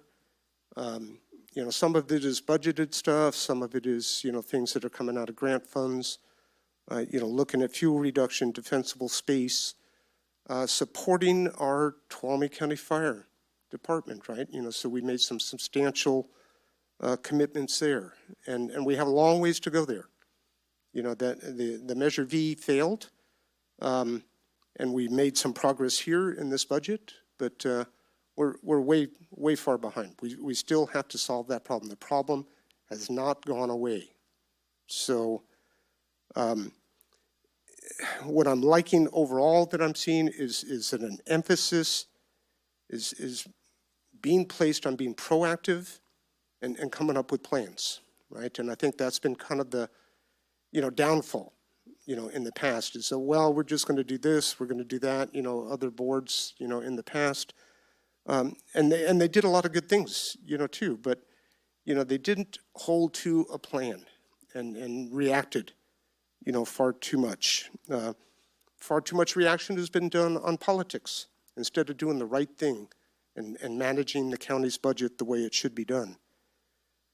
We're looking at all the community family health issues. COVID has had just a tremendously, impact in all areas. The county actually came out, maybe a bit better than we expected to, fiscally out of that, but our local businesses didn't in many cases. So, the efforts that we've already committed to in the budget, looking at things, like the community projects, grants, looking at the other funds that now there's apparently a couple of alternatives. But, looking at things that we get those going, and yes, in time for Christmas season would be good because those things will be upon us, and that's, businesses typically can make, 40, 50%, of their income per year over that holiday period. So we need to be respectful of that. Looking at the homeless issues, we've made a lot of progress. We spent a tremendous amount of money over the last year, $1.4 million. Almost all of that was grant funds. But quite honestly, what do we have to show for that? Other than, we put a lot of people into temporary housing, and that's good, but it cost us a lot of money. That said, we also have made huge improvements in doing things with case management and looking to turn people's lives around the way we need to, looking at alcohol and drug abuse programs, looking at mental health issues, looking at, creating centers, in the future to process all these folks. We need to keep our efforts going in that direction and not just finding a place for a night, right? We need to look at long-term solutions. And so economic development, the issues that are there, everybody was in concurrence, the CDD, what we're doing, the code enforcement, and we all have very strong feelings that we want to see improvements, come out of that. Couple other areas. Modernizing government. We heard a little bit from our IT director just now. But, just everything that we're doing, the permitting, spending the money to get there, and online permitting, licensing, tracking of code enforcement, that's huge, right? If people can go in and see what's going on with those issues, that takes a lot away from staff time. And looking at the budget, tracking software, procurement software tracking, that's really good. Other than that, roads and infrastructure, obviously, it's on our list. I do concur with supervisors, half entirely. We don't know what we're going to get on the federal level, and we need to see what comes in. And I too am very supportive of spending a lot of money on roads, and hopefully we will get that money come in and we'll be able to do it. I saw in today's presentation that we made really good progress on roads, but we're so far behind, right? So we have, a lot further to go. Looking ahead to, the federal fiscal year, it's going to be ending September 30th.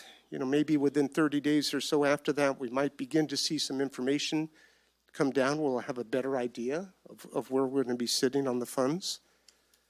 So, and that just kind of brings me, Supervisor Brandon, to looking at your list. It's a good list. You put some good thought into it. You have a lot of background information. Some of them I agree with, some of them I don't.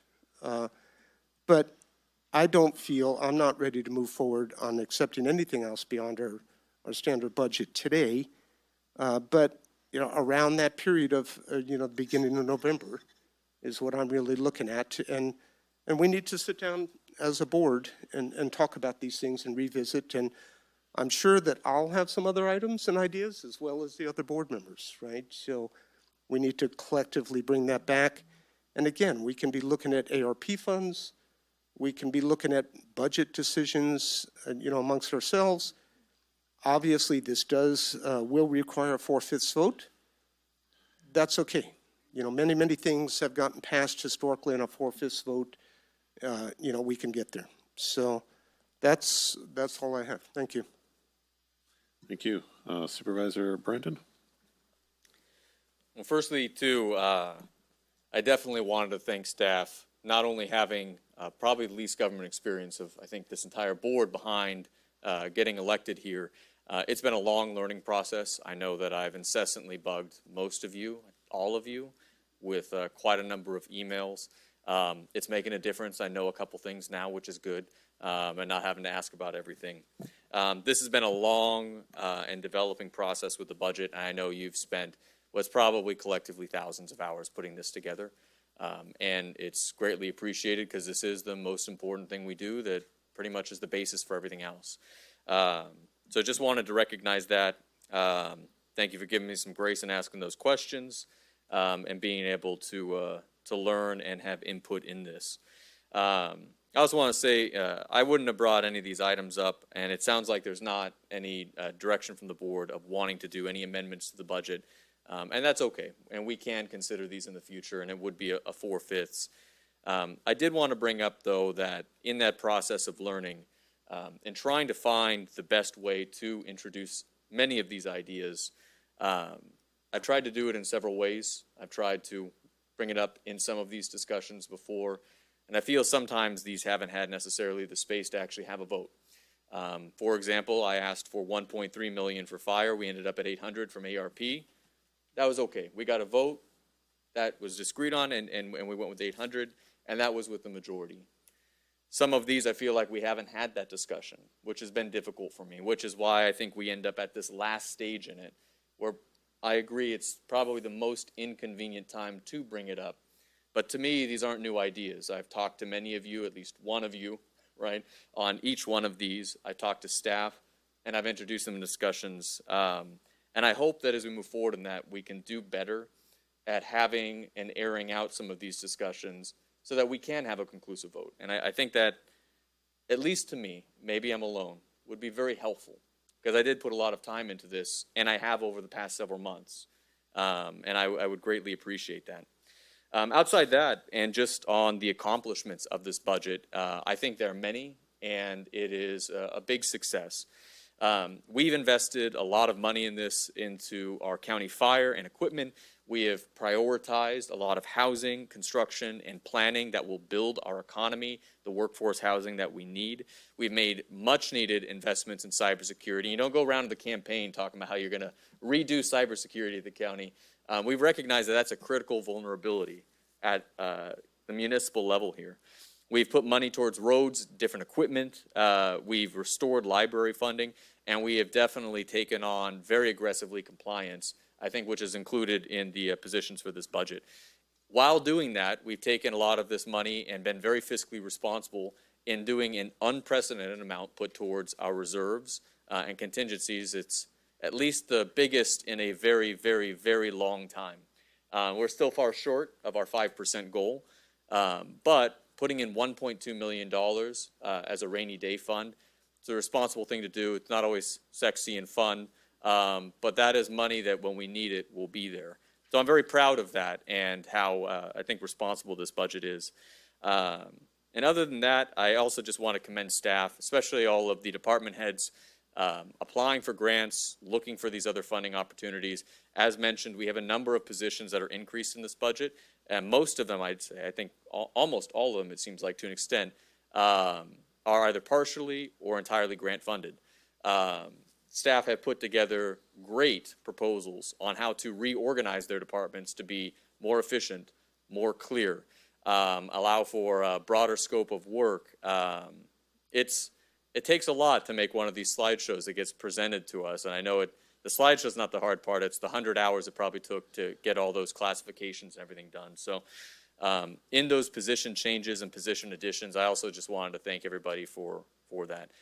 It's been a real privilege with this whole budget, this whole year. Like I said, a great learning experience, and thank you. Thanks very much, Supervisor Brandon. And yeah, I share a lot of your sentiments. The one thing that I really agree with that you said is that this is the most important thing. This is my philosophy, but I really feel it's true, is this is the most important thing that we do. This silly little binder here is how we show the values of our community and what's important. And I like a lot of the other supervisors have said, I really appreciate the hard work that staff put into this. And I really also want to thank the board members. This has been a very new experience for all of us working through this budget. And when you try to tackle longstanding budgetary issues like this county has had for decades, It's going to take time, it's going to take a lot of work, and you're not going to fix everything all at once. And Supervisor Kirk hit the nail on the head when he said, you don't agree with everything in the budget, neither do I. I don't think any of us agrees with 100% of what's in the budget. And I would say that not everything that I would like to see in the budget is in there. But that's what compromise is about. That's why a 5-member board is elected by our community to make these decisions, and why we don't have an emperor or king like some of those other countries do, which I'm very glad to say we don't. I think that I really appreciate the focus, as other supervisors have said, that staff really stuck to the strategic goals and objectives that the board laid out. I was just kind of, we don't bring this up very much, but it was Supervisor Kirk's idea to laminate these. So it's set in stone. You can't make any changes to this. But these are the strategic goals and objectives that we outlined in February this year. And when I look down the list of everything that this board outlined as a priority or something that needed to be addressed in this community, we hit every single one, at least in part. So I am confident that there is something in this budget that will improve the lives of every single citizen of Tuolumne County. And I'm really proud to be able to say that. I truly believe it, and I hope that our community sees it too. And then the other thing that Supervisor Brandon brought up that really kind of resonated with me was look at the reserves that we have. I just kind of jotted down a couple of the recommendations or potential changes to the budget that were recommended in the 1920 budget year. This was the first year that I was on the board and where we were dealing with really significant budget cuts. We were looking at either reducing the operations of the animal shelter. It was Supervisor Kirk, your comment made me think of this. People thought we were going to euthanize all the animals. That was never going to happen, but it was true that we were looking at severely rolling back operations of the animal shelter. We're looking at closing all of the library branches. We were looking at closing the juvenile detention facility, which had just opened a year prior. We were looking at ending summer recreation programs. We were looking at closing the Jamestown Fire Station. That was a proposal as well that year. We weren't putting nearly enough into reserves. We laid off an entire road worker crew. We cut back on nearly all code enforcement, which I would argue led to some of the trash and quality of life issues that we're seeing today and that we're trying to very hard to reverse. That was 3 years ago that some of these things were being proposed. And so what's in this budget now, by comparison, we have $1.2 million in reserves, more than we've ever had in 20 years, or more. I don't know, ever, possibly, in one shot. Libraries are restored. We have our branches open. We're purchasing 4 brand new fire trucks, water tender, different fire equipment, 4 of them. And it's a mixture of grants and other funding streams for that. Purchasing 2 new pieces of road equipment, a hot patcher and then a street sweeper. And it's not an accident that in 3 years we've come so far. It's taken a lot of hard work, and I'm really proud to be on this team. I think we have probably the best team that this county's ever had to make hard decisions, not just make hard decisions, but stick to them. That's the hard part. Everybody has ideas and they can say, we need to make a hard choice, but when it comes down to it, and Supervisor Goldenberg brought up not making it about politics, but making the right decision. And I think that's what we have here. So I do support the budget in its current form. And I agree with Supervisor Goldenberg's kind of approach to looking at some of the recommendations that Supervisor Brandon made. I think those are things that we can, I'm confident that it may not be exactly the same form that's recommended here, but I'm confident we can address a lot of these things as we go along through the year. But I think that what we have right now is something that we can stand on and be proud of, and I hope our citizens will be proud of us for making it happen. So if there's no other comments or discussion from the board, I'll close the public hearing, and I'll go ahead and make a motion since I have it written down here because it has to be precise, correct? Supervisor Campbell, your board has sample motions from our office, but what's on the slide's actually more specific, so that's just fine to use. What's on the slide? So you don't want, There is actually a very specific recommendation that's very useful for a specific motion. okay. So I'm going to read what's on the slide, and that'll be my motion. I move that we approve the fiscal year 21-22 adopted budget, accepting those actions already approved by the Office of the Public Defender, including all personnel actions outlined in the memo and associated budget documents, capital projects list, the appropriation limit and computation method presented by the auditor controller in attachment H, and fiscal year 21-22 adopted budget resolution and presented in attachment I. I second it. Is that sufficient? Okay, great. So we have a motion by Supervisor Campbell and a second by Supervisor Goldenberg. We'll go ahead and call for the vote. All those in favor, please say aye. Aye. Any opposed? Okay, motion passes 5-0. Thank you very much, everyone.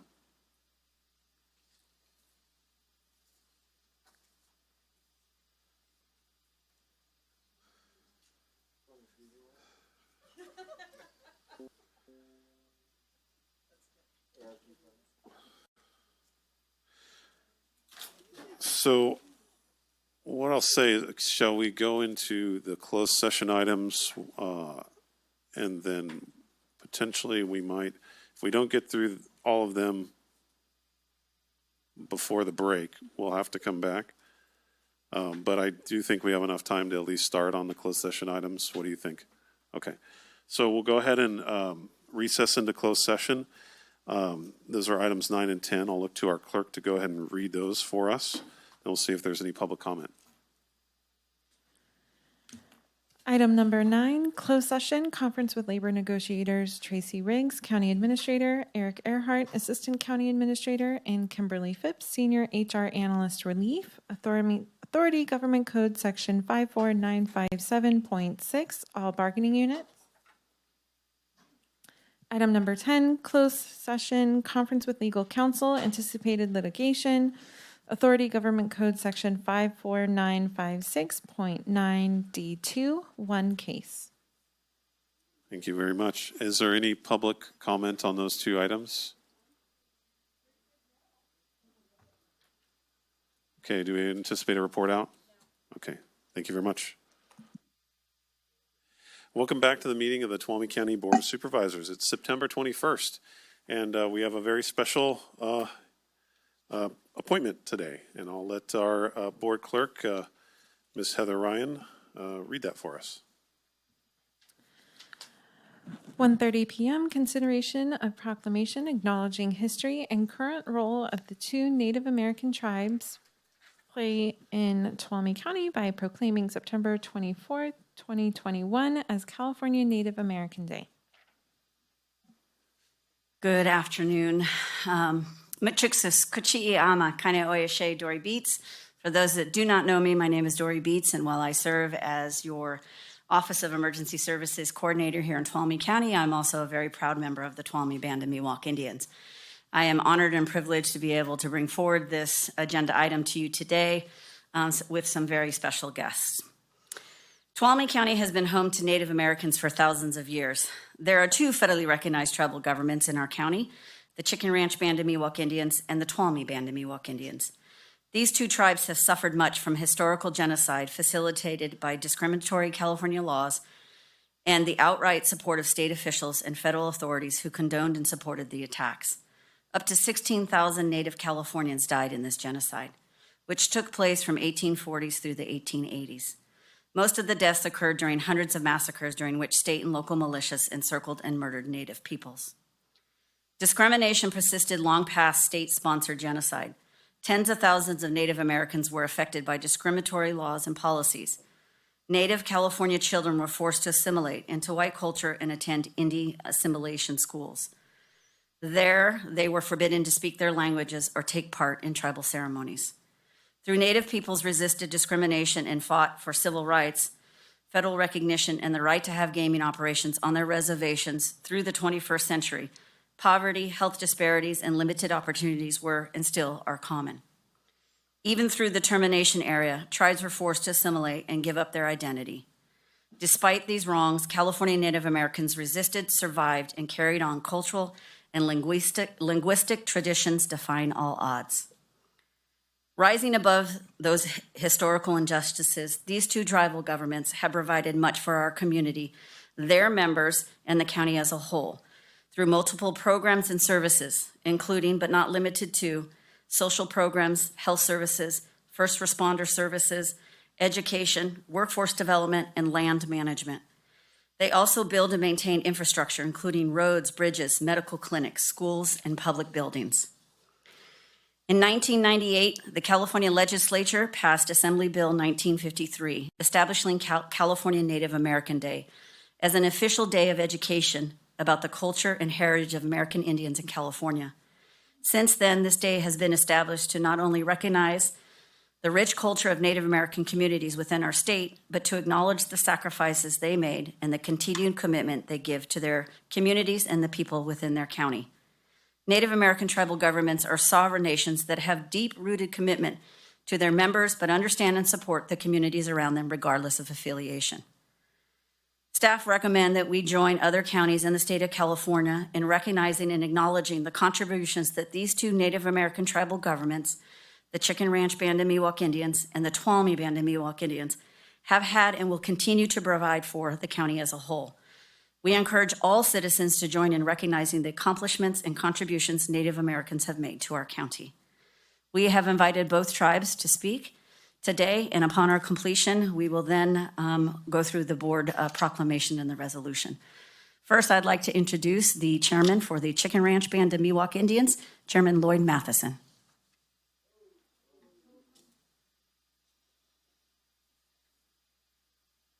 All right, Dory, thank you.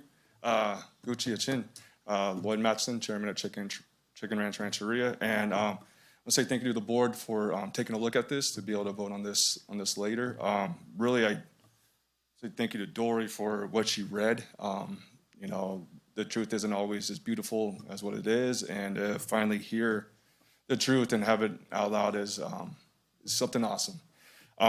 Only thing I'd say is this is, 98, we started this. We've been working with the state of California now since I've been in there for 11 years, every year down there at the Capitol, and it's something that I would like to see something brought up here to Tuolumne County, but try to do something a little bit different and be able to use this as a day for Native Americans and everything else, but also a day to learn our cultures and the history and everything else, and try to get our schools involved in this, to be able to allow it, not just a day to say, hey, this is just a day, but allow a day so everyone could see how Native people are today and how we were and what our customs still are today. And we got two tribes that are both here in this community that are willing, that want to be able to teach and reach out to all the schools that want to. So again, I just want to say thank you guys for at least taking a look at this and hopefully get you guys' vote for it. Thank you. Thank you. Thank you, Chairman. Now, Chairwoman Andrea Reich from the Tuolumne Band of Miwok Indians. Hello. Machukchis Kuchihiyama Kaniyase Andrea Reich, Chairwoman for the Tuolumne Band of Miwok Indians. Thank you for having us here today to recognize the fourth Friday in September as California Native American Day. We appreciate your support to recognize the First Peoples of California and the Miwok peoples of Tuolumne County. The designation of this day should be a celebration of culture and history that's not taught in any textbook, but can be shared through stories, music, and food. We appreciate this recognition, and we hope to continue to improve upon and strengthen our collaboration and government-to-government relationships. Mikuwalu Takmu. From me to all of you, I thank you. If there is time and the board would allow, we would like to share a song. I think that would be very, very welcome. Thank you.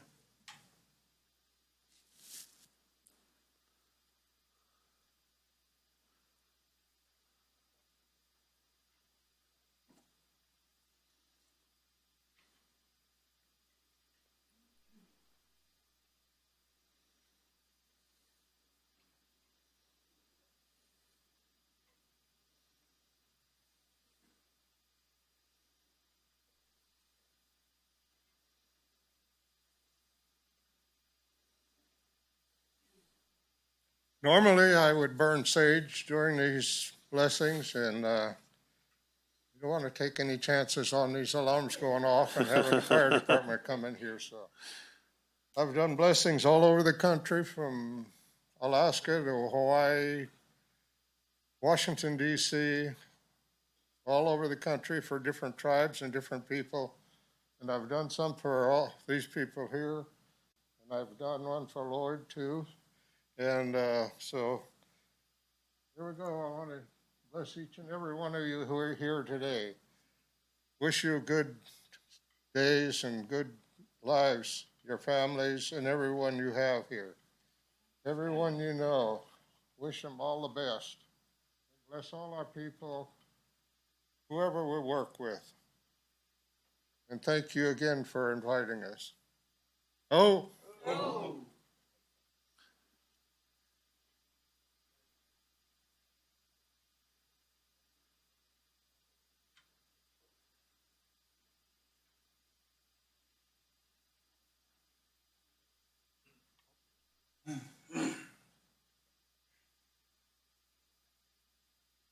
Makoto na yo eleken na yo, makoto na yo eleken na yo, makoto na yo eleken na yo, makoto na yo eleken na yo, makoto na yo eleken na yo, makoto na yo eleken na yo, makoto na yo eleken na yo, makoto na yo eleken na yo.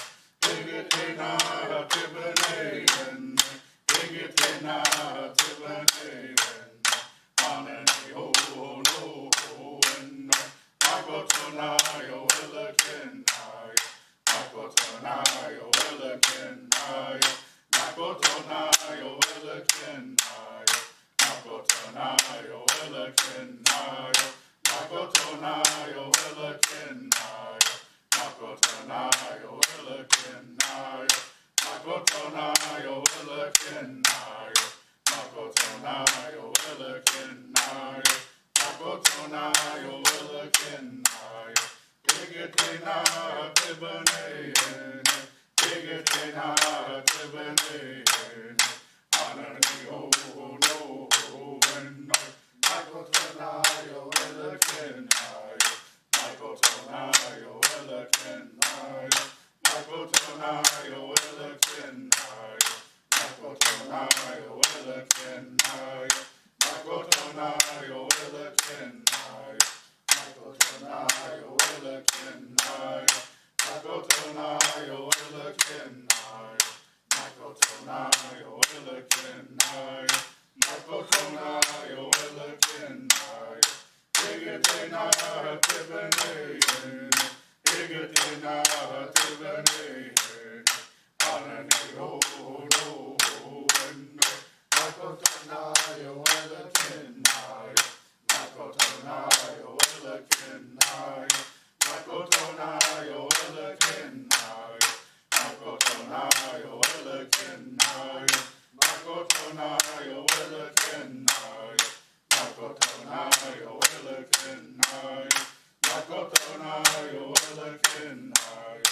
Makotonayo Elekenayo, Makotonayo Elekenayo, Tigitina Tibenayan, Tigitina Tibenayan, Anani ho no ho and Makotonayo Elekenayo, Makotonayo Elekenayo, Makotonayo Elekenayo, Makotonayo Elekenayo, Makotonayo Elekenayo, Makotonayo Elekenayo, Makotonayo Elekenayo, Makotonayo Elekenayo, Makotonayo Elekenayo, Tigitina Tibenayan, Tigitina Tibenayan, Anani ho no ho and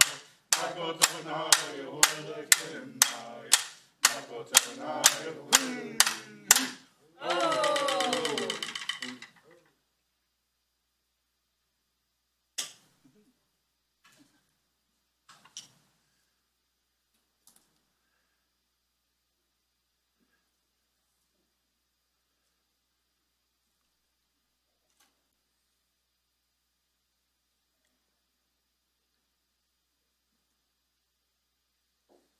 I'd also thank you very much, singers, and I'd like to introduce Lauren Ford, who's also one of our council officers and a part of our cultural and our group, and he will speak a little bit about that song and about our culture.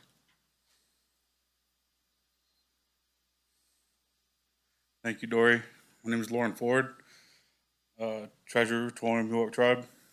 That song, it's an acorn song, and it comes from Jack Bailey. The elder passed away a long time ago, but we carry his songs. Usually we sing it for our annual gathering in September, and we have that festival for our gathering of acorns to get ready for the winter. And we haven't had it in the last couple of years due to COVID, but we sing these songs, we carry them with us, and I thought it was proper that with the two tribes and the county here together, gather around and sing about gathering acorns so we can move forward. Ooh.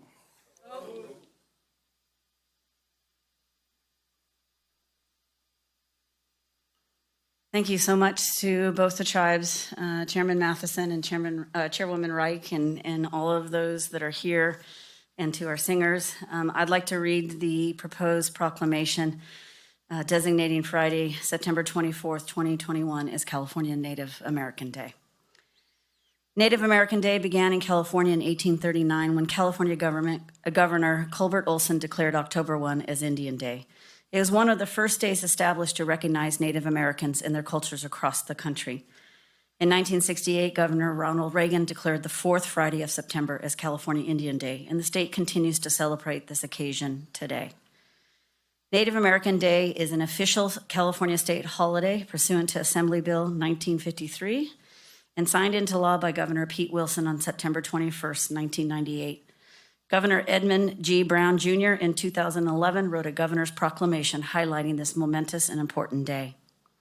Whereas the Tuolumne County has been home to Native Americans for thousands of years, there are two federally recognized tribal governments in our county, the Chicken Ranch Band of Miwok Indians and the Tuolumne Band of Miwok Indians. And whereas Miwok means people or Indian people, and both Native American tribal governments have given so much to our community, from economic self-sufficiency, creation of jobs and resources, they have helped to make our community stronger and more prosperous. And whereas tribal governments, such as the Chicken Ranch Band of Miwok Indians and the Tuolumne Band of Miwok Indians, provide multiple programs and services, including but not limited to social programs, health services, first responder services, education, workforce development, and land management. They also have helped build and maintain infrastructure, including roads, bridges, public buildings, and schools. And whereas for California Native American Day, we pause to honor and appreciate the first Californians and these two Native American tribal governments who have shaped so much of our past, present, and future. Their richly diverse cultures have informed every aspect of our community's history. And whereas Tuolumne County is grateful for the leadership of the two tribal governments and their communities here within Tuolumne County, they embody the values of diversity and resilience that have come to define California and Tuolumne County as a whole. Now, therefore, be it resolved that the Tuolumne County Board of Supervisors does hereby acknowledge that Native American governments, and specifically the Chicken Ranch Band of Miwok Indians and the Tuolumne Band of Miwok Indians, have helped to make our community stronger and more prosperous, celebrating the richness of the county's unique tribal history and traditions, as well as the impact Native American cultures have had upon our county. Be it further resolved that the County of Tuolumne is committed to protecting the sovereign right of Native American tribal organizations and institutions to strengthen our communities, and that we encourage all citizens join in recognizing the accomplishments and contributions Native Americans have made to our county. We salute those who have sought to honor the important role of tribal government leadership in our county's past, present, and future. Be it further resolved that the County of Tuolumne does hereby proclaim the fourth Friday of September as California Native American Day. This proclamation is specific to Friday, September 24th, 2021, and will be renewed annually. Thank you so much for that. And for all of our tribal guests here today, I'm going to look and see if there are board members that would like to that have anything to add that they would like to say.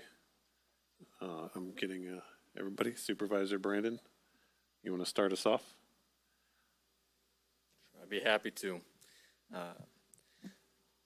I think we didn't want to be rude, but after the presentation, I could hear everybody thinking we all wanted to give massive applause on that. And thank you for coming in and sharing that with us.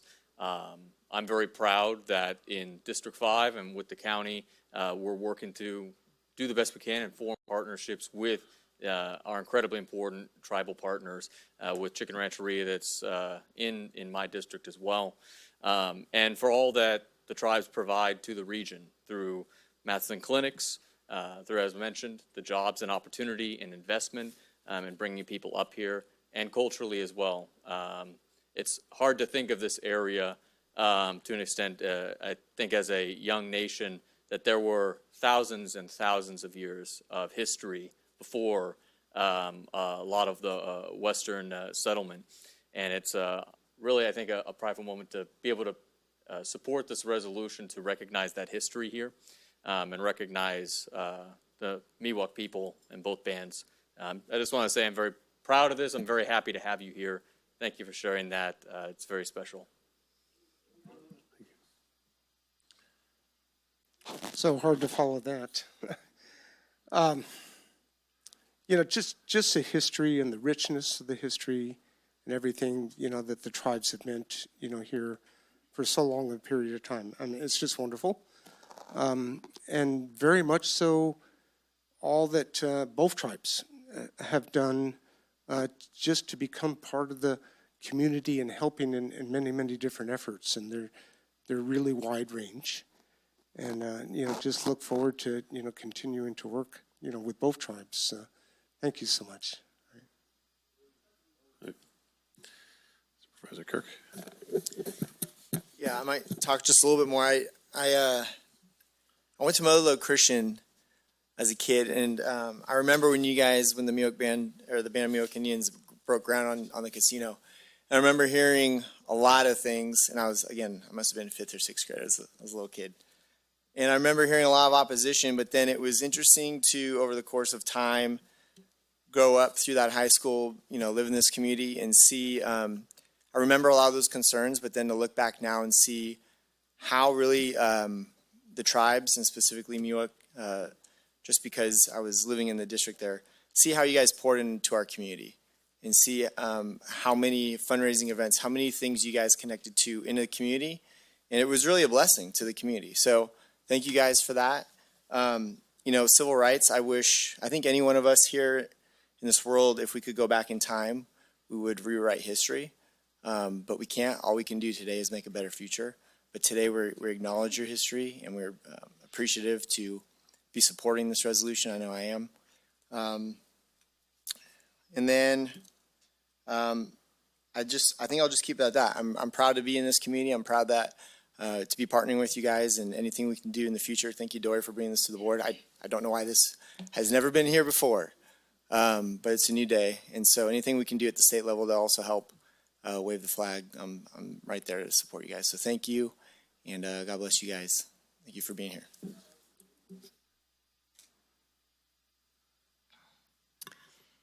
All right, let's see if I can get through this.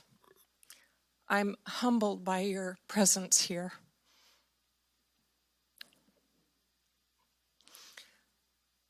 I ask for your forgiveness for what's happened to you in the past. I look forward to a resilient future with you and to joining you in our future prosperity together. Thank you so much for today. Thank you, Supervisor Huff. Yeah, and I agree with my other supervisors here. I'm just so proud that we are here together. The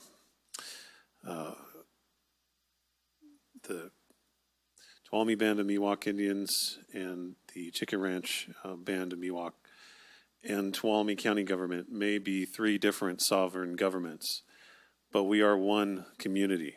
We all are in Tuolumne County together, and we all support each other and fight for each other and work with each other in ways that are unique in any county or community in the state that I've ever seen where there are overlapping tribal and county governments. And I am just so proud of that partnership, and every interaction that I've had with, as a representative of Tuolumne County, with representatives from either tribe, have been extremely respectful and fruitful in the tasks that we try to achieve. And, you know, when Dory asked me to put this on the agenda, I said, of course, why wouldn't we do that? I assumed this would be something that we should do every year. And she said, Supervisor Campbell, this has never been on the agenda before.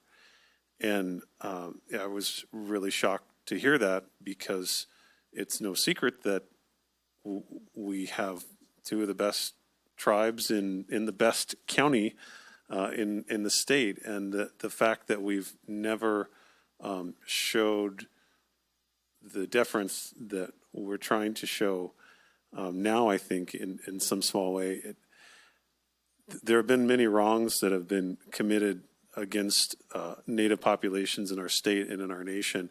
And we unfortunately don't have the power to go back in time and right those, but at least in a very small way, this is one wrong we can right. And that is being here today, sharing this room together, sharing brotherhood and togetherness, and sharing your spirit and your music. I really want to thank you for being here and for being partners in this community together. So I did also want to reach out and see if is there anyone that would like to come to the podium and speak from the public. If anyone has anything they'd like to add, we'd like to open it up for the opportunity now.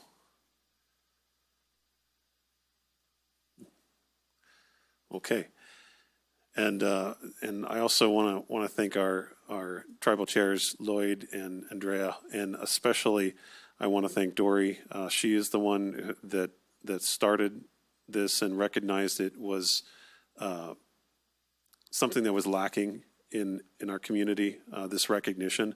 And so she's really the one that got the ball rolling, and she's obviously the right person because of her background and her expertise to be able to carry this through. So very grateful to have you here and to share this time together. And I hope that you your tribal governments will look to Tuolumne County as an ally in the fights that are ongoing with different other governments. We really feel strongly that we're in this together in Tuolumne County. We're a little bit isolated up in the mountains, and so sometimes we all have to band together to advocate for our interests. So I hope that you'll see us as an ally in that fight. Is there anything anyone would like to add? Otherwise, before I make a recommendation, talking about working together, maybe you guys can convince our state government to go back to the way you guys used to manage forests. I mean, that's a joke. Prescribed burning. I've read all the articles, man. You guys knew how to manage our forests. yeah. So, and that's actually, that was something I meant to mention, is that the more I learn about how Native populations managed this community in years past, the more I realize how badly we've messed it up. yeah, there are some simple truths that your peoples knew that doesn't change over time. Yeah. Simple truths remain. So. Well, with that being said, unless anybody has anything else to say, I will make to approve the proclamation acknowledging history and current role the two Native American tribes play in Tuolumne County by proclaiming September 24th, 2021 as California Native American Day. Before you make a second, can we make sure it's 93-21 is the resolution that you would be approving as a part? 93-21. So Dory's expert recommendation. And I'll second. Okay, thank you very much. And we have a motion by Supervisor Kirk and a second by Supervisor Brandon. I'll go ahead and call for the vote. All those in favor, please say aye. Aye. Aye. Any opposed? Okay, motion passes 5-0. Thank you very much. And I think there was a request to take a picture with the board and the tribal representatives all here up in front of the dais, So if you I'll guys don't invite mind. our tribal partners up, and then I'll invite our board members down, and we can all take a picture together if that works.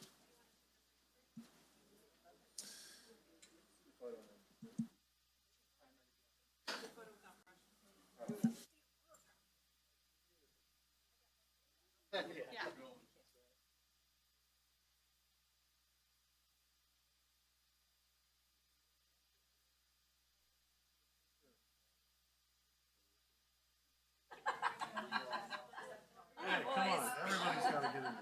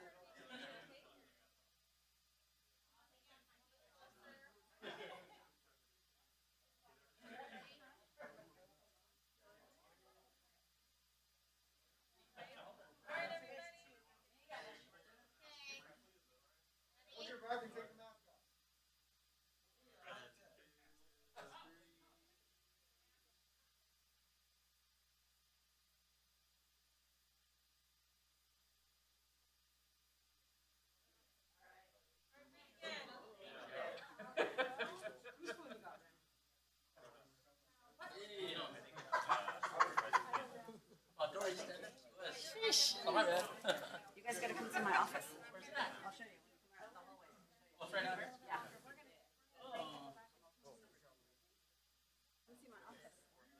Come see my office. I'll get her not.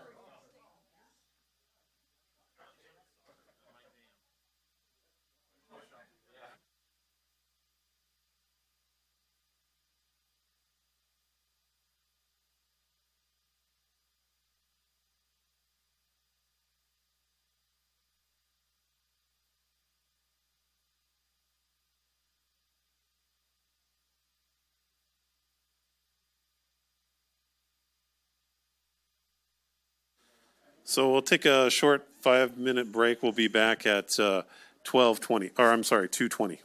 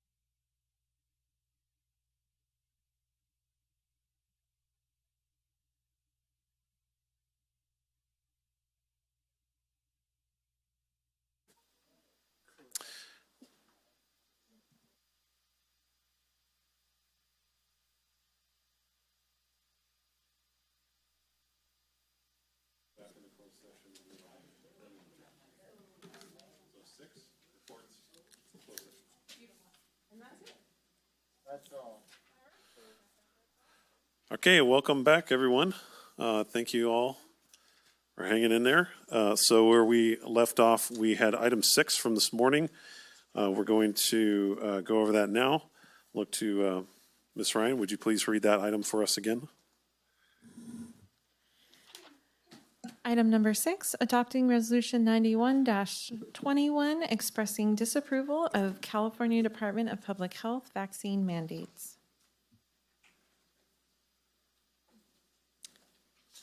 Okay, so before your board today is a resolution that is based exactly on Sutter County's resolution. I did pass out a revised copy, and I left some at the back of the room under the, it's number 1, now therefore be it resolved. I added some additional language to clarify that the board, while if you should adopt this resolution, you expressing disapproval of any vaccine mandate, you understand that you would be still complying with the federal or state law. So at a previous meeting, a majority of your board expressed concern about this, the California Department of Public Health vaccine mandates for certain employees, and you directed me to review the matter, provide additional information on the validity of the orders. So to that end, I provided a brief staff memo explaining that these orders are legally valid and the board does not have discretion to disobey the orders. As you all know, that in our system of government, the judicial branch is the arm of government that interprets the law.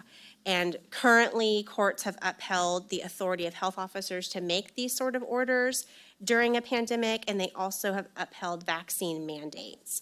2 recent cases, one out of Texas and one out of Indiana, both involve the COVID-19 vaccine mandates issued by either an employer or a university.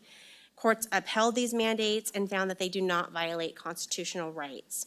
The Indiana case was rejected by the United States Supreme Court, and thus that case still stands. As your board is aware, on August 5th, the CDPH issued an order requiring certain healthcare workers to receive the vaccine. They also allowed for 2 exemptions, the medical or the religious belief exemption. That was another issue that your board asked to have more information on, exactly sort of defining the religious belief. So I looked at the Department of Labor and the Equal Employment Opportunity Commission, their definition of religious belief, and it includes a belief in God, but it also includes moral or ethical beliefs about right and wrong that are sincerely held with the strength of traditional religious views. It's different from a mere personal preference. It's more focused on ideas about life, purpose, and death. So to that end, should an employee self-attest to holding such a belief, the county as the employer would not delve into that individual's belief. Any employee who meets the exemption will be required to test weekly and wear facial coverings. So the resolution before you again indicates that you understand that the vaccines are safe and effective, that your board disapproves of mandates.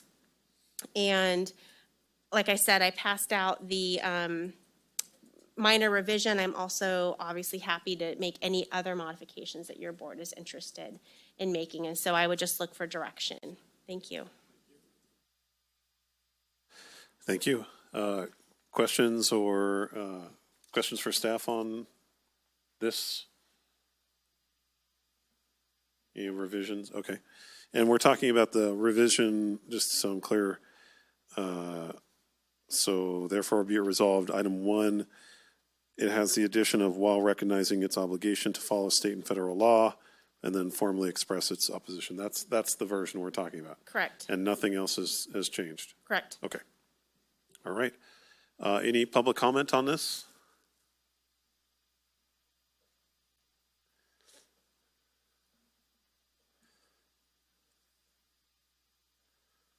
Greetings. Hi. Thank you for the opportunity to speak to you on this, and I appreciate all of the work you've done to try to work through a difficult time. There's no doubt about that.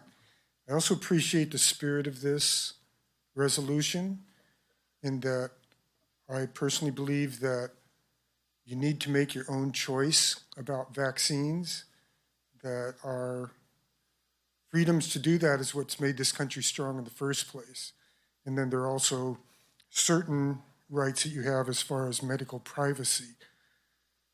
So to take a stand that the state is wrong to issue a mandate about this is absolutely correct. And as you know, I agree with you in this. And I hope that in the future, you'll be of the same spirit to stand for what you believe and to not let yourself be railroaded.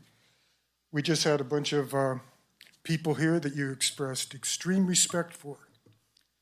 People that have stood for their beliefs and what they wanted to do and didn't appreciate being corralled, told what to do, told what they should think, taken into schools and try to change their culture.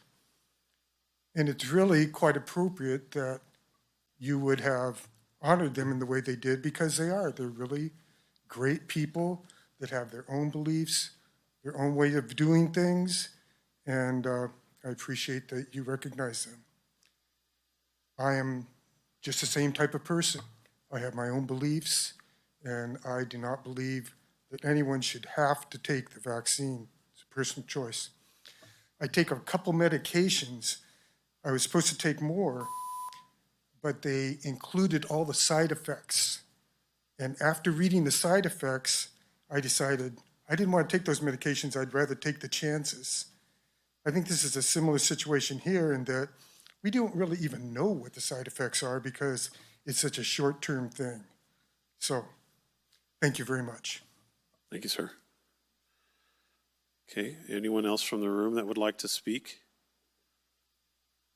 Okay, seeing none, I do believe we have people on the phone that would like to speak. So at this time, they can have the opportunity.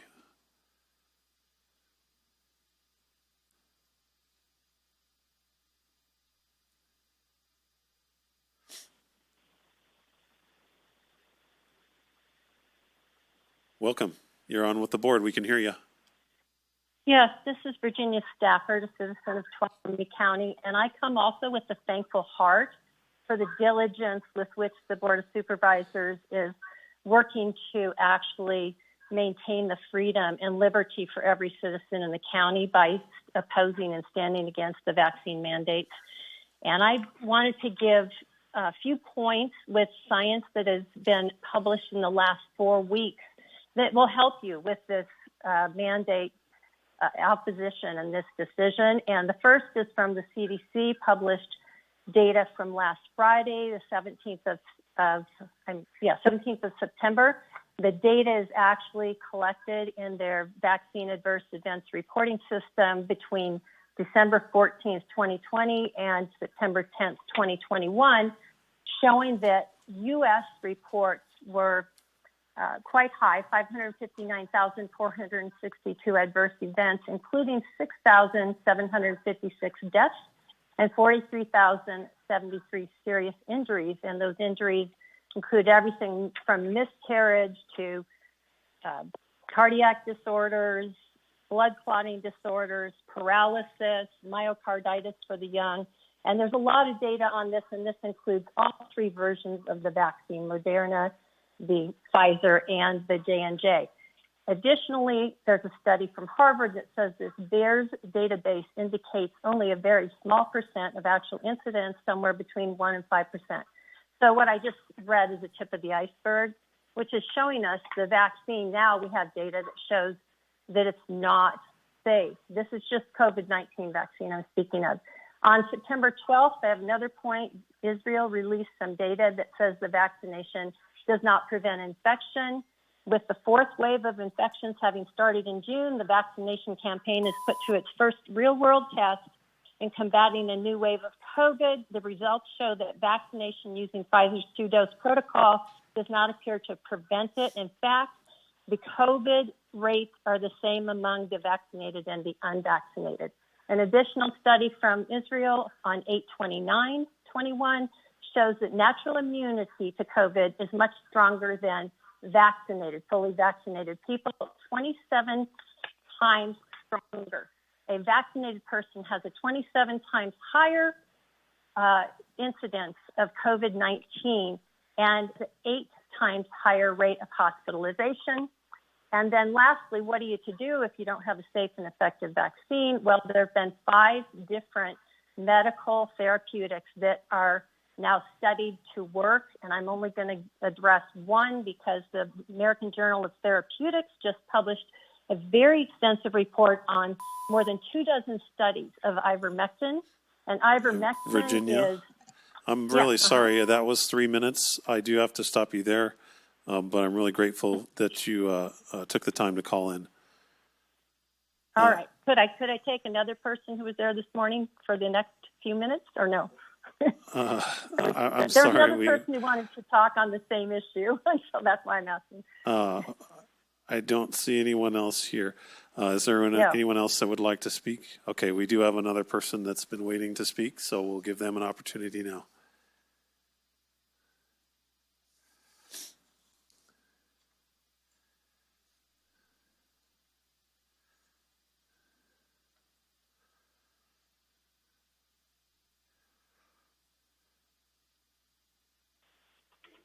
Hello, we can hear you.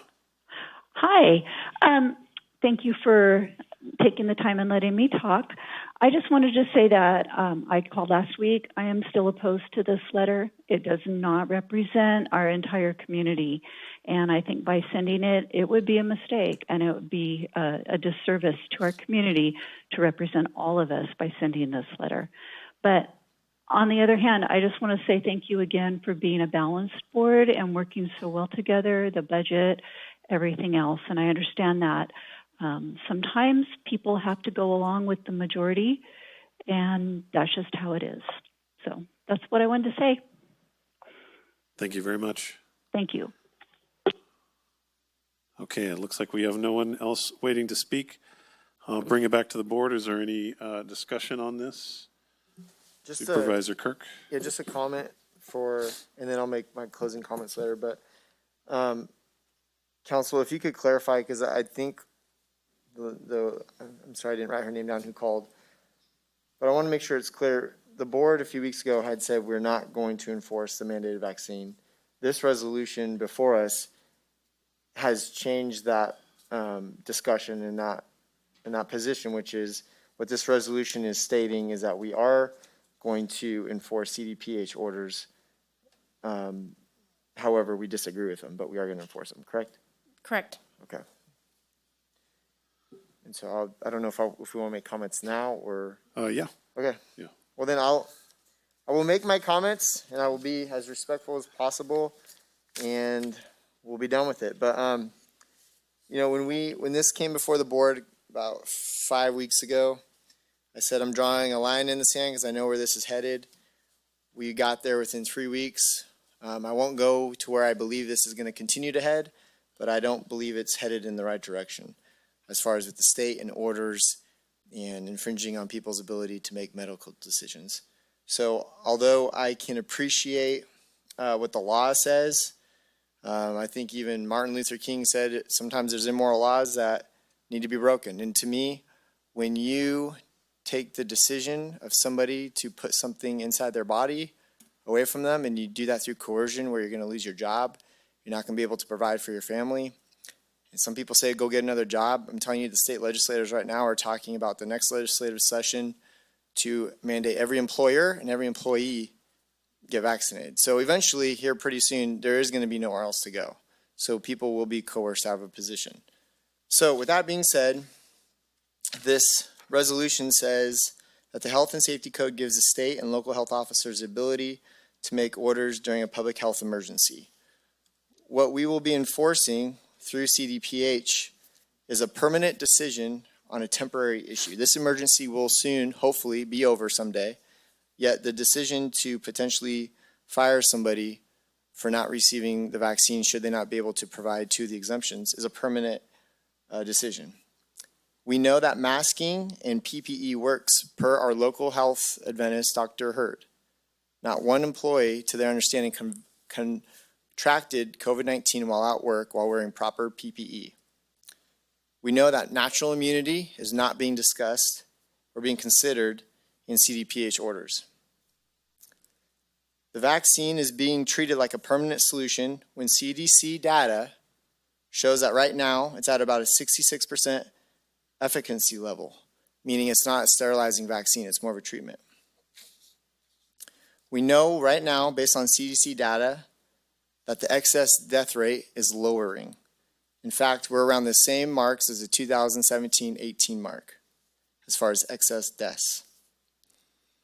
I also know that there's concerning numbers coming from England and Israel with regards to deaths and deaths among vaccinated and unvaccinated, and I have some serious questions regarding where we're headed as a state and nation if England and Israel are months ahead of us. Is that where we are going? I don't know. We've also discussed how CDC is slow, they're methodical, they're intentional with information, and yet this is the first mRNA vaccine. It's been pushed out faster than any other vaccine in history, and there are no long-term studies to go with it. Dr. Surjenko, at our last board meeting, said that we are soon approaching an endemic stage of this virus, meaning we are coming out of a pandemic and starting to enter an endemic stage, which is going to be a better situation to deal with. So as things are going to be getting better, the state is ramping up with enforcement and making it harder, and in my opinion, taking away people's ability to make their own medical decisions. So I don't understand that. And so I want to make it really clear, because I've been accused of being anti-science or anti-vax, and if you go back and you actually watch the board meetings and you read what I've put in paper, I've supported public health entirely up until the mandate came out that we would have to have forced vaccines. And so because of that mandate, I have been forced to simply share the other side of the conversation. I was elected not to be a robot and to do what I'm told by people over authority, but to trust but verify and do my research and make informed decisions. And that is what I've done.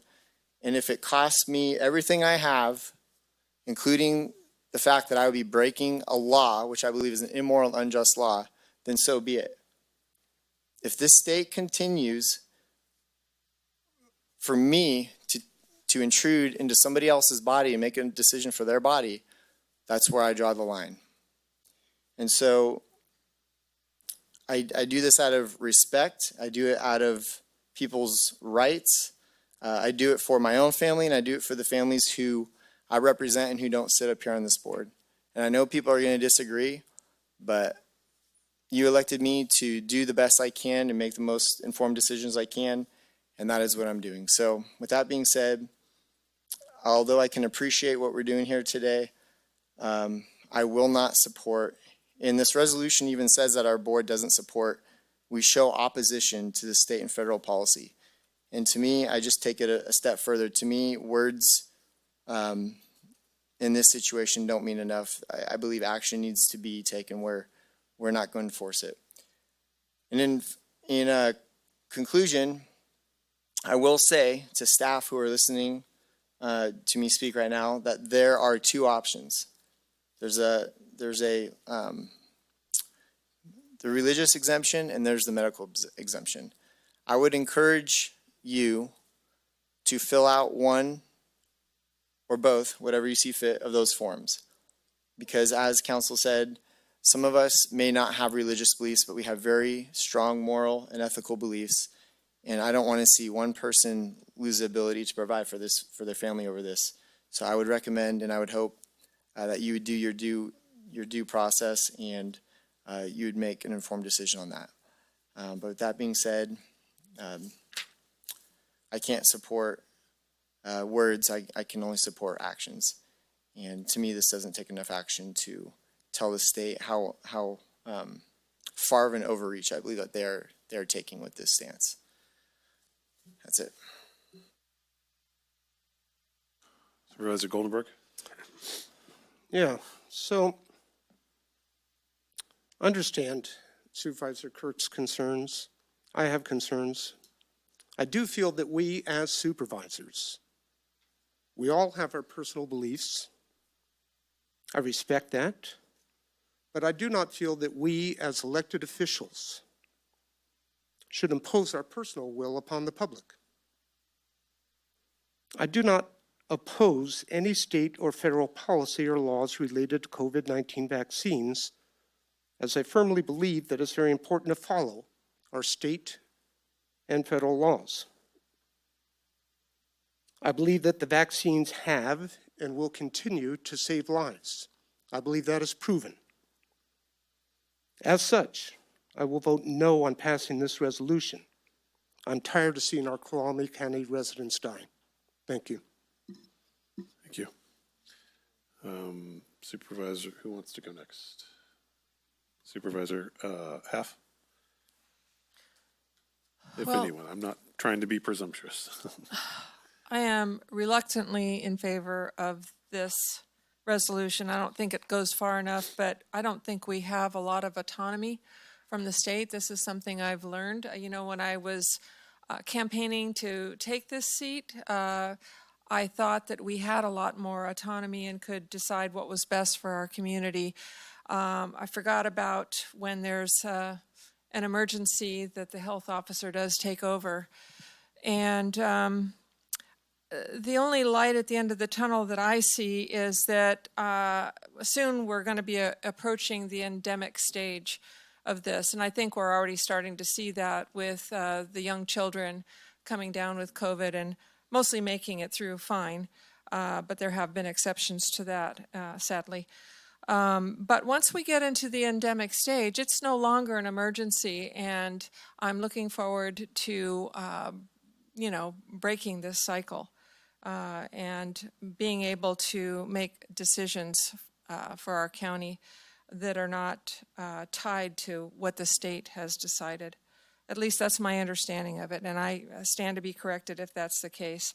I'm also in favor of continuing to look for ways, because I, at the heart of it, I don't believe that this is morally right to do this. Or constitutionally right, for that matter. So I'm going to continue looking for ways in which we can come to what I would consider a better decision for our community. And those decisions are centered around looking for all the various ways that there are to treat this disease so that our hospitals are not full and they're not clogged with ICU patients. They're treated before it gets to that stage, which I think is the biggest shame of all, that we haven't been able to do that up until this point. So, like I said, I do reluctantly support this resolution. It has some wording in it that we have to, basically we're going to follow what the state says because we have to. That's it.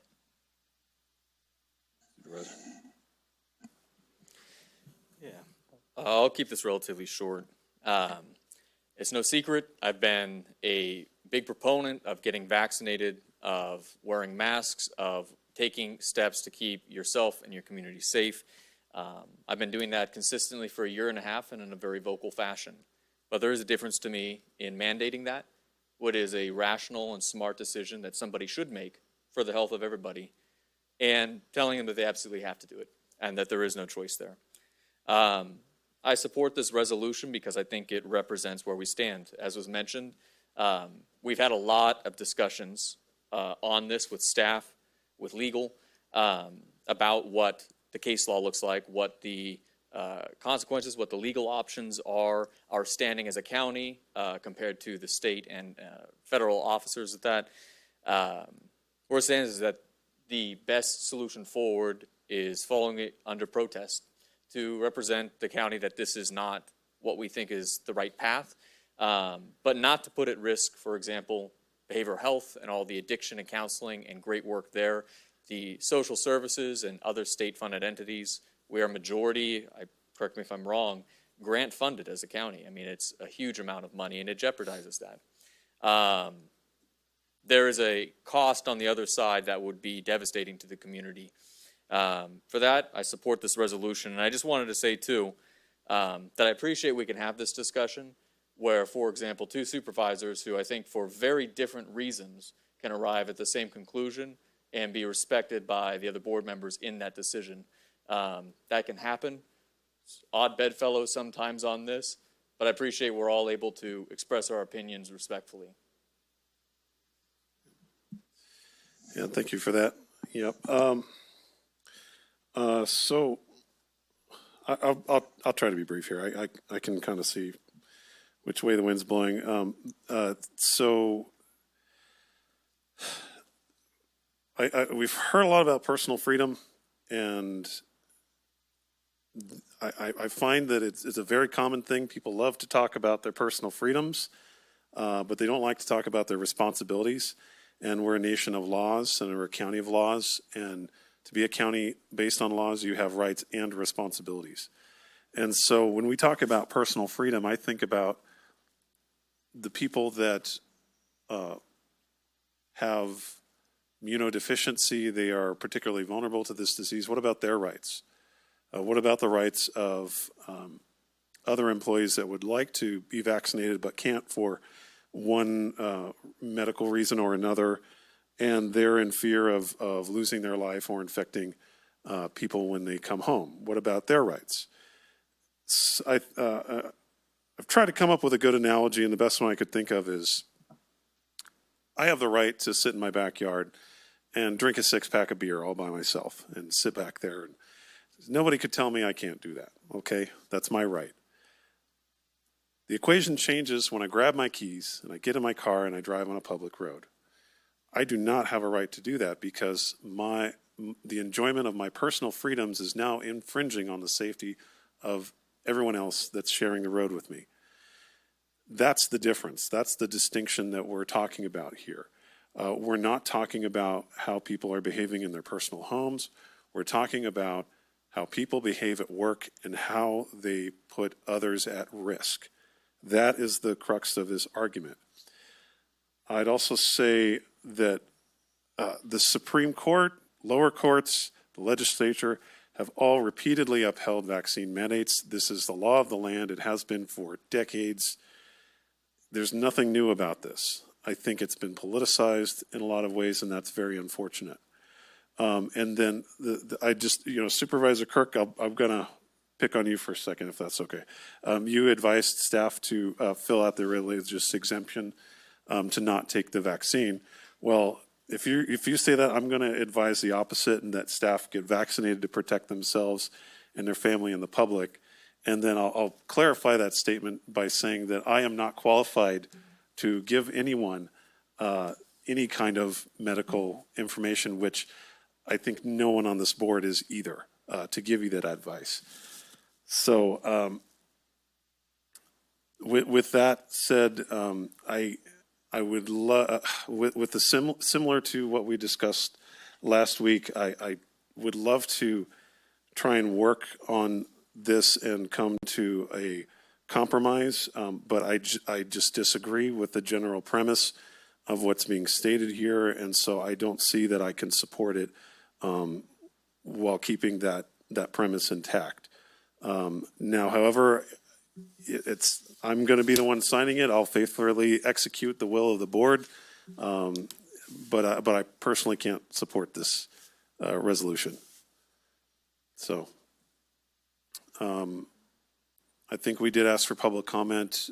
If there's a motion, I'll entertain it now.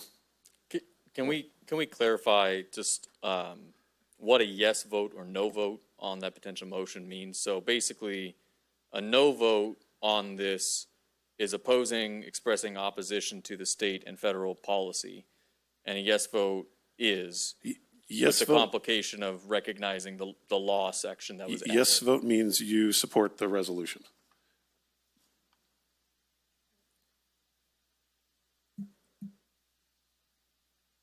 So. Well, do I get a chance to respond to anything you said, or are we done speaking? Or I would, if anyone's ready for a motion, then we can. I don't understand think, some of the logic behind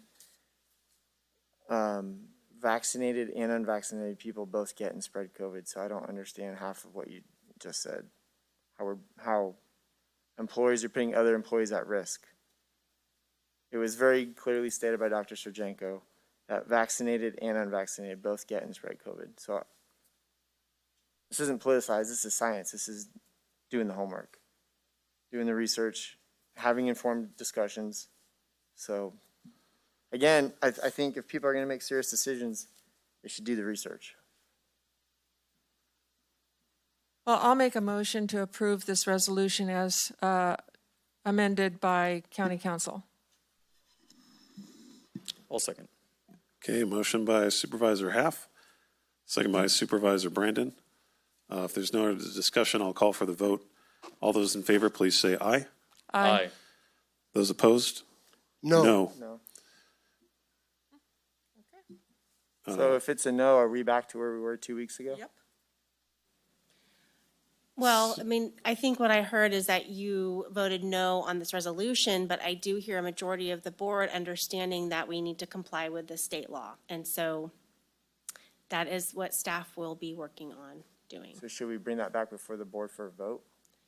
Since the last direction was to not comply? I believe, well, my understanding of the last direction was that that a majority was interested in not complying, but you wanted additional research done, which I provided to your board. So my understanding and what I'm getting from this is that your board understands that there's not discretion to disobey the state law. And so I take that as direction. I know when it comes to implementing the CDPH orders, a lot of that stuff will be discussed in closed session because it's bargaining with our units. Do we need this resolution? No. Okay. Okay, so just to clarify, I thought I heard 2 yes votes and then 3 no votes from Supervisors Kirk, Campbell, and Goldenberg. Is that right? Right. Okay. Okay, so motion does not pass. All right.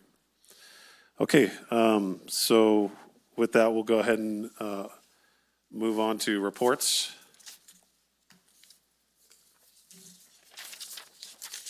CAO Riggs, have anything to report? Okay. I do. County Council. I do. I went to the first annual County Council's conference in over, a year and a half since COVID. And we had a lot of interesting topics, legal ethics, housing, Brown Act related issues. But one thing I found out that I thought was super cool, and I just wanted to share it with your board, is that currently there are 3 Sonora High School graduates who are serving as county councils in California. So myself, Sarah Edwards over in Calaveras County, and then Rita Neal in San Luis Obispo County. So I just want to, give a little shout out to Sonora High School because I think that's pretty neat accomplishment. So that's my report. Thank you. Thank you. Okay, Supervisor Half, you want to start? Oh, I'm sorry. Clerk of the board. Yes, normally I don't report out, but I did want to just briefly highlight that while it's in our public participation procedures and on our website, in a couple of different places, I still find that the public is unaware that we are primarily using Zoom and Access to WALME for these meetings. Our website is not functioning correctly with video at this time. There's an audio issue that basically covers comments and presentations. So we're not using that at this time, and there is an additional delay with posting videos. Currently, staff has to spend extra time to, I would say, clean up and prepare videos for the website. So please bear with us as we put in that extra work and that extra time to get you clean, easy to listen to and view video of our board meetings. Thank you. Thank you. All right, Supervisor Heft, do you want to start? Yeah. Just to tag on to what our clerk said, I had asked quite a while back for when the clerk is reading all the different ways to participate, that it be put up on the screen, and we had that for a while, and I don't know what happened to it. but it's really helpful to the viewing public to have that because they see other ways, and we rattle through the directions, the instructions so quickly, most people can't write it down. So I would request respectfully that we put that back up again. So at the beginning of every meeting, we do put up a PowerPoint slide. Hopefully the public can see it, to your point. That way they can process a little bit better what it is that I'm reading so quickly.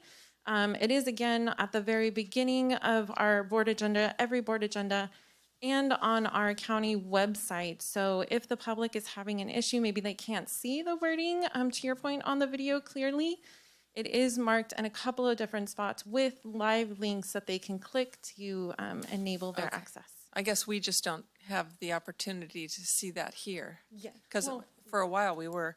Anyway, my report.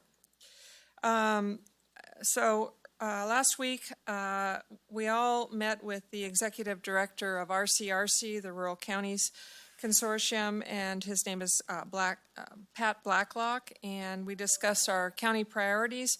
That was really helpful, and I know I asked for help specifically in workforce housing funding.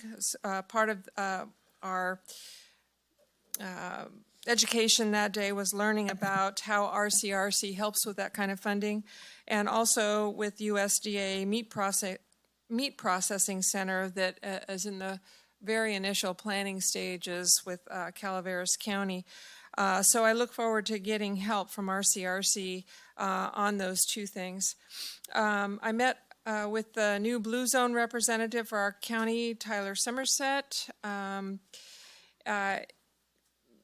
I had a kickoff meeting with Human Services, Health and Human Services for the Groveland Ambulance Assessment. That's going to be coming for a ballot measure June 2022.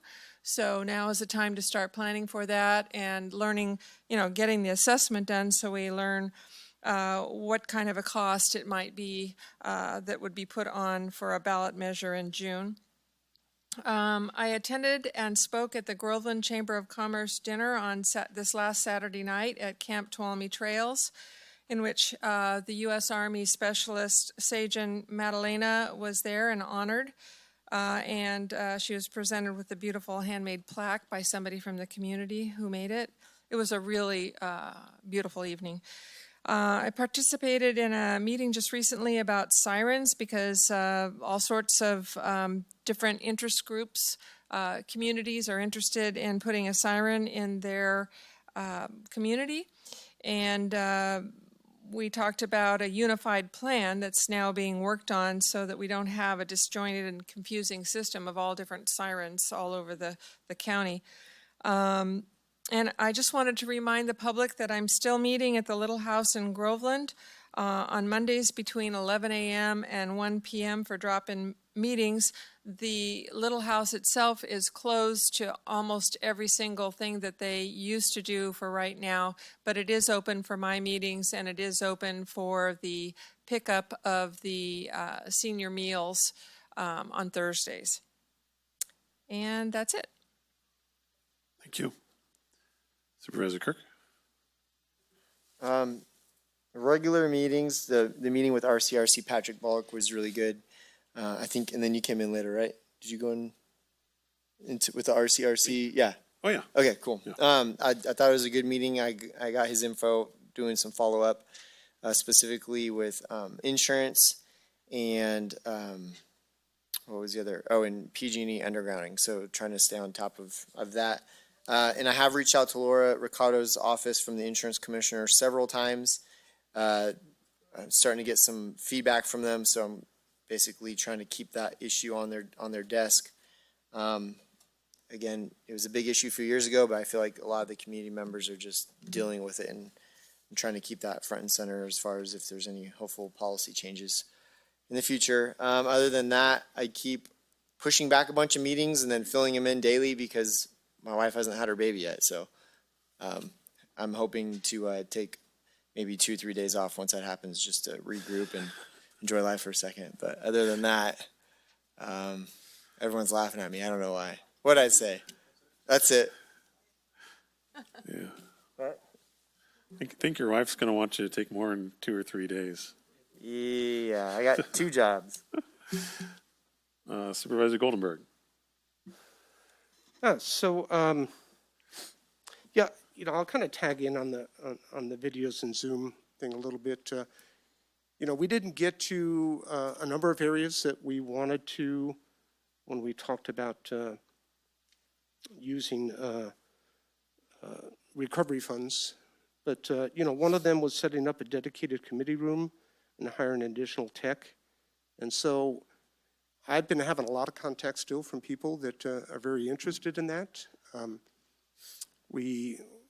Basically we left it that we'd revisit around the 1st of November when we have a better idea of federal funds. But, so I'm still going to be pursuing, that we have somebody not only for committees, but also for our boardroom. We have staff that are here, but we've still got issues. And the public really want to participate, sometimes in person and sometimes during Zoom, and I think we should do both. The only other item, we all met, I guess, with Patrick Blacklock, with RCRC, the CEO. Had a very good conversation with him. I expressed strong concern about the new PG&E fast trip setting program. We're getting repeated outages, and we're getting outages that are pretty long, and they are affecting large numbers of people. And so we discussed that with at a little bit of length, and he indicated to me that he was discussing that with the California Public Utilities Commission, the CPUC.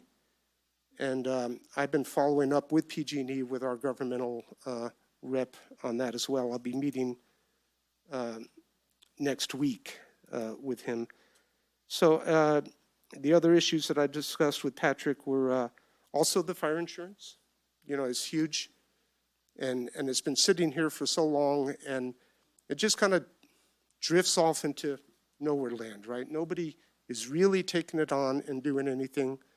Patrick told me that they do have a newly formed committee. I know their previous committee didn't get, the leverage, that hopefully they could have. Due to my background with CAL FIRE and the interest here, I had some pretty good thoughts that I shared with Patrick and offered to help in any way, that they might need. And then we also discussed, I sit on the Area 12 Agency on Aging. There's a new program, kind of being put forth from the California Department of Aging regarding hubs and spokes.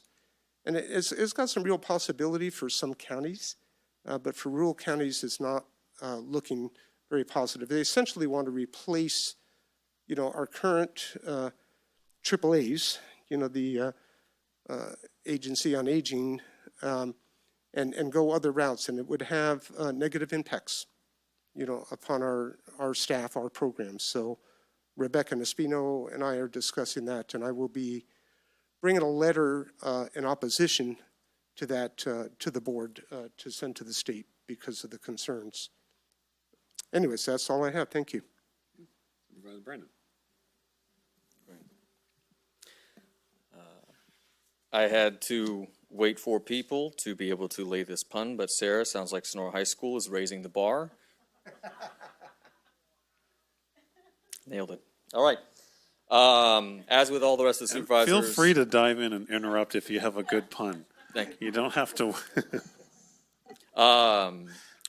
We met with Pat Blacklock, also with RCRC, and these are groups that be able to help extend our influence as an individual county. Had the opportunity to do the same with CSAC, which was really great, and be able to bring up the idea of the FDA meat processing plant. So appreciate Supervisor Half and her support of getting this on the RCRC agenda. I also brought up a number of other issues. When you only get about 30 minutes with somebody who's running that organization, you run through it fast. But trying to find, similar to what was done with earthquakes, funding for fire hardening retrofits. We have many old homes here and limited new development. Looking at backfilling some of the Williamson Act and potentially Mills Act from the state side. obviously with fire insurance and trying to find a better solution for that, and relooking at the SB1 road fund allocations to try and fix it first. Not to say that a lot of the allocations are to other great things, but the primary focus has to be infrastructure repair. And in addition, looking for support and trying to find a safe alternative site related to our homeless community. Because right now, we're having very limited options in being able to move them from places where it's causing problems because we don't have another place. It's a giant game of whack-a-mole, and it's very frustrating because people reach out and want help with that, and we don't have the tools to fix it. So that was a big ask and requesting to him. In addition to that, so from the committee's side, in the Housing Policy Committee, we approved a restructuring with adding a couple of citizen members, City of Sonora, also policy and procedures for that, as well as changing the scope to be more proactive once Title 17 is done to take on issues. These are now recommended to the board level and should be an item coming up at some point. On the Planning Committee and the Housing Committee, we're continuing to review Title 17, so building, planning, zoning, and making some recommendations to the board. I myself have probably spent now 40 or 50 hours looking over Title 17 to get a really good understanding, since that is so important to solving housing here. For behavioral health, we are still waiting on being able to have the bylaws come up to this, but I think there's some upcoming great news coming out of that, and working with the superintendent of schools on a future agenda just to tease it. So behavioral health updates there, and some staffing updates as well. And also several meetings with the, for example, Association of Realtors, a couple of business groups, local chambers, attended with Chairman Campbell, the local government committee for the first time with the Tuolumne County Chamber, which was nice. As well as a couple of local chambers and other meetings as well. And just a reminder to any member of the public, if you have any questions, you can always reach out to me, message me, give me a call. A lot of things are nice to do face-to-face. I keep Mondays pretty open, and I have a book me section of my website where you can be able to get 30 minutes. Come on in or schedule a call and be able to talk about whatever you'd like. That's where I get great feedback, a lot of the best ideas, a lot of the things I bring forward. They come from you, so really appreciate that. Thanks very much. Yeah, and one of the things that I wanted to say when we were talking about budget that I really neglected to. So the way I write notes is I usually start out with rough ideas, and then as I get further down, it's more, usually the lower part of my notes are like the firm things that I actually want to say. But something I wrote right at the top of my notes was, remember to thank the public and Carol Dowd. So the budget, we could not have gotten through budget and the ARP discussions without interaction from the community. And she probably doesn't want me to call her out specifically, but I'm going to do it anyway. Carol Dowd was sitting in the board chamber for 3 days during the entire ARP session. And so I really, wanted to highlight that it's that dedication to the community and watching and interacting with the budget as it's formed. I also really wanted to thank everyone that called in, everyone that came and spoke, and the League of Women Voters for participating and at least watching and reporting on what was happening here. We need this. It needs to be a two-way street. To be able to develop budgets or do anything really in county government. It can't just be the board making decisions in a vacuum. We have to hear from the community. And I think we got a lot more interaction. The level of substantive requests and ideas that we got was really good this year. I hope that's clear what I'm trying to say. So that was something I forgot to say earlier. The one thing I did want to report to the board so that you're aware is that I've been talking with, we're in District 10 for Caltrans for our maintenance zone. And Caltrans has been spearheading this Clean California initiative, which is to clean up roadside debris, clear vegetation, deal with, they have a special term for it that I can't remember, but basically homeless encampments on state property, graffiti, all those types of things. And they offer these agreements called delegated maintenance agreements. And so it's something that I've been working with California. Our district has hired our own Clean California representative. And so I've been working with this person, his name's Sam Sherman, to try and see if a delegated maintenance agreement is something that would work well in Tuolumne County. So that's something that you'll probably be hearing about soon, and it's hopefully coming down the pike. And that's all I have to report. Thank you very much. If there's no other reports, if I didn't miss anything anyone can remind me of, then we'll go ahead and go into closed session for our last item. I'll look to our, Ms. Ryan, would you please read that for us? And then, so item 9.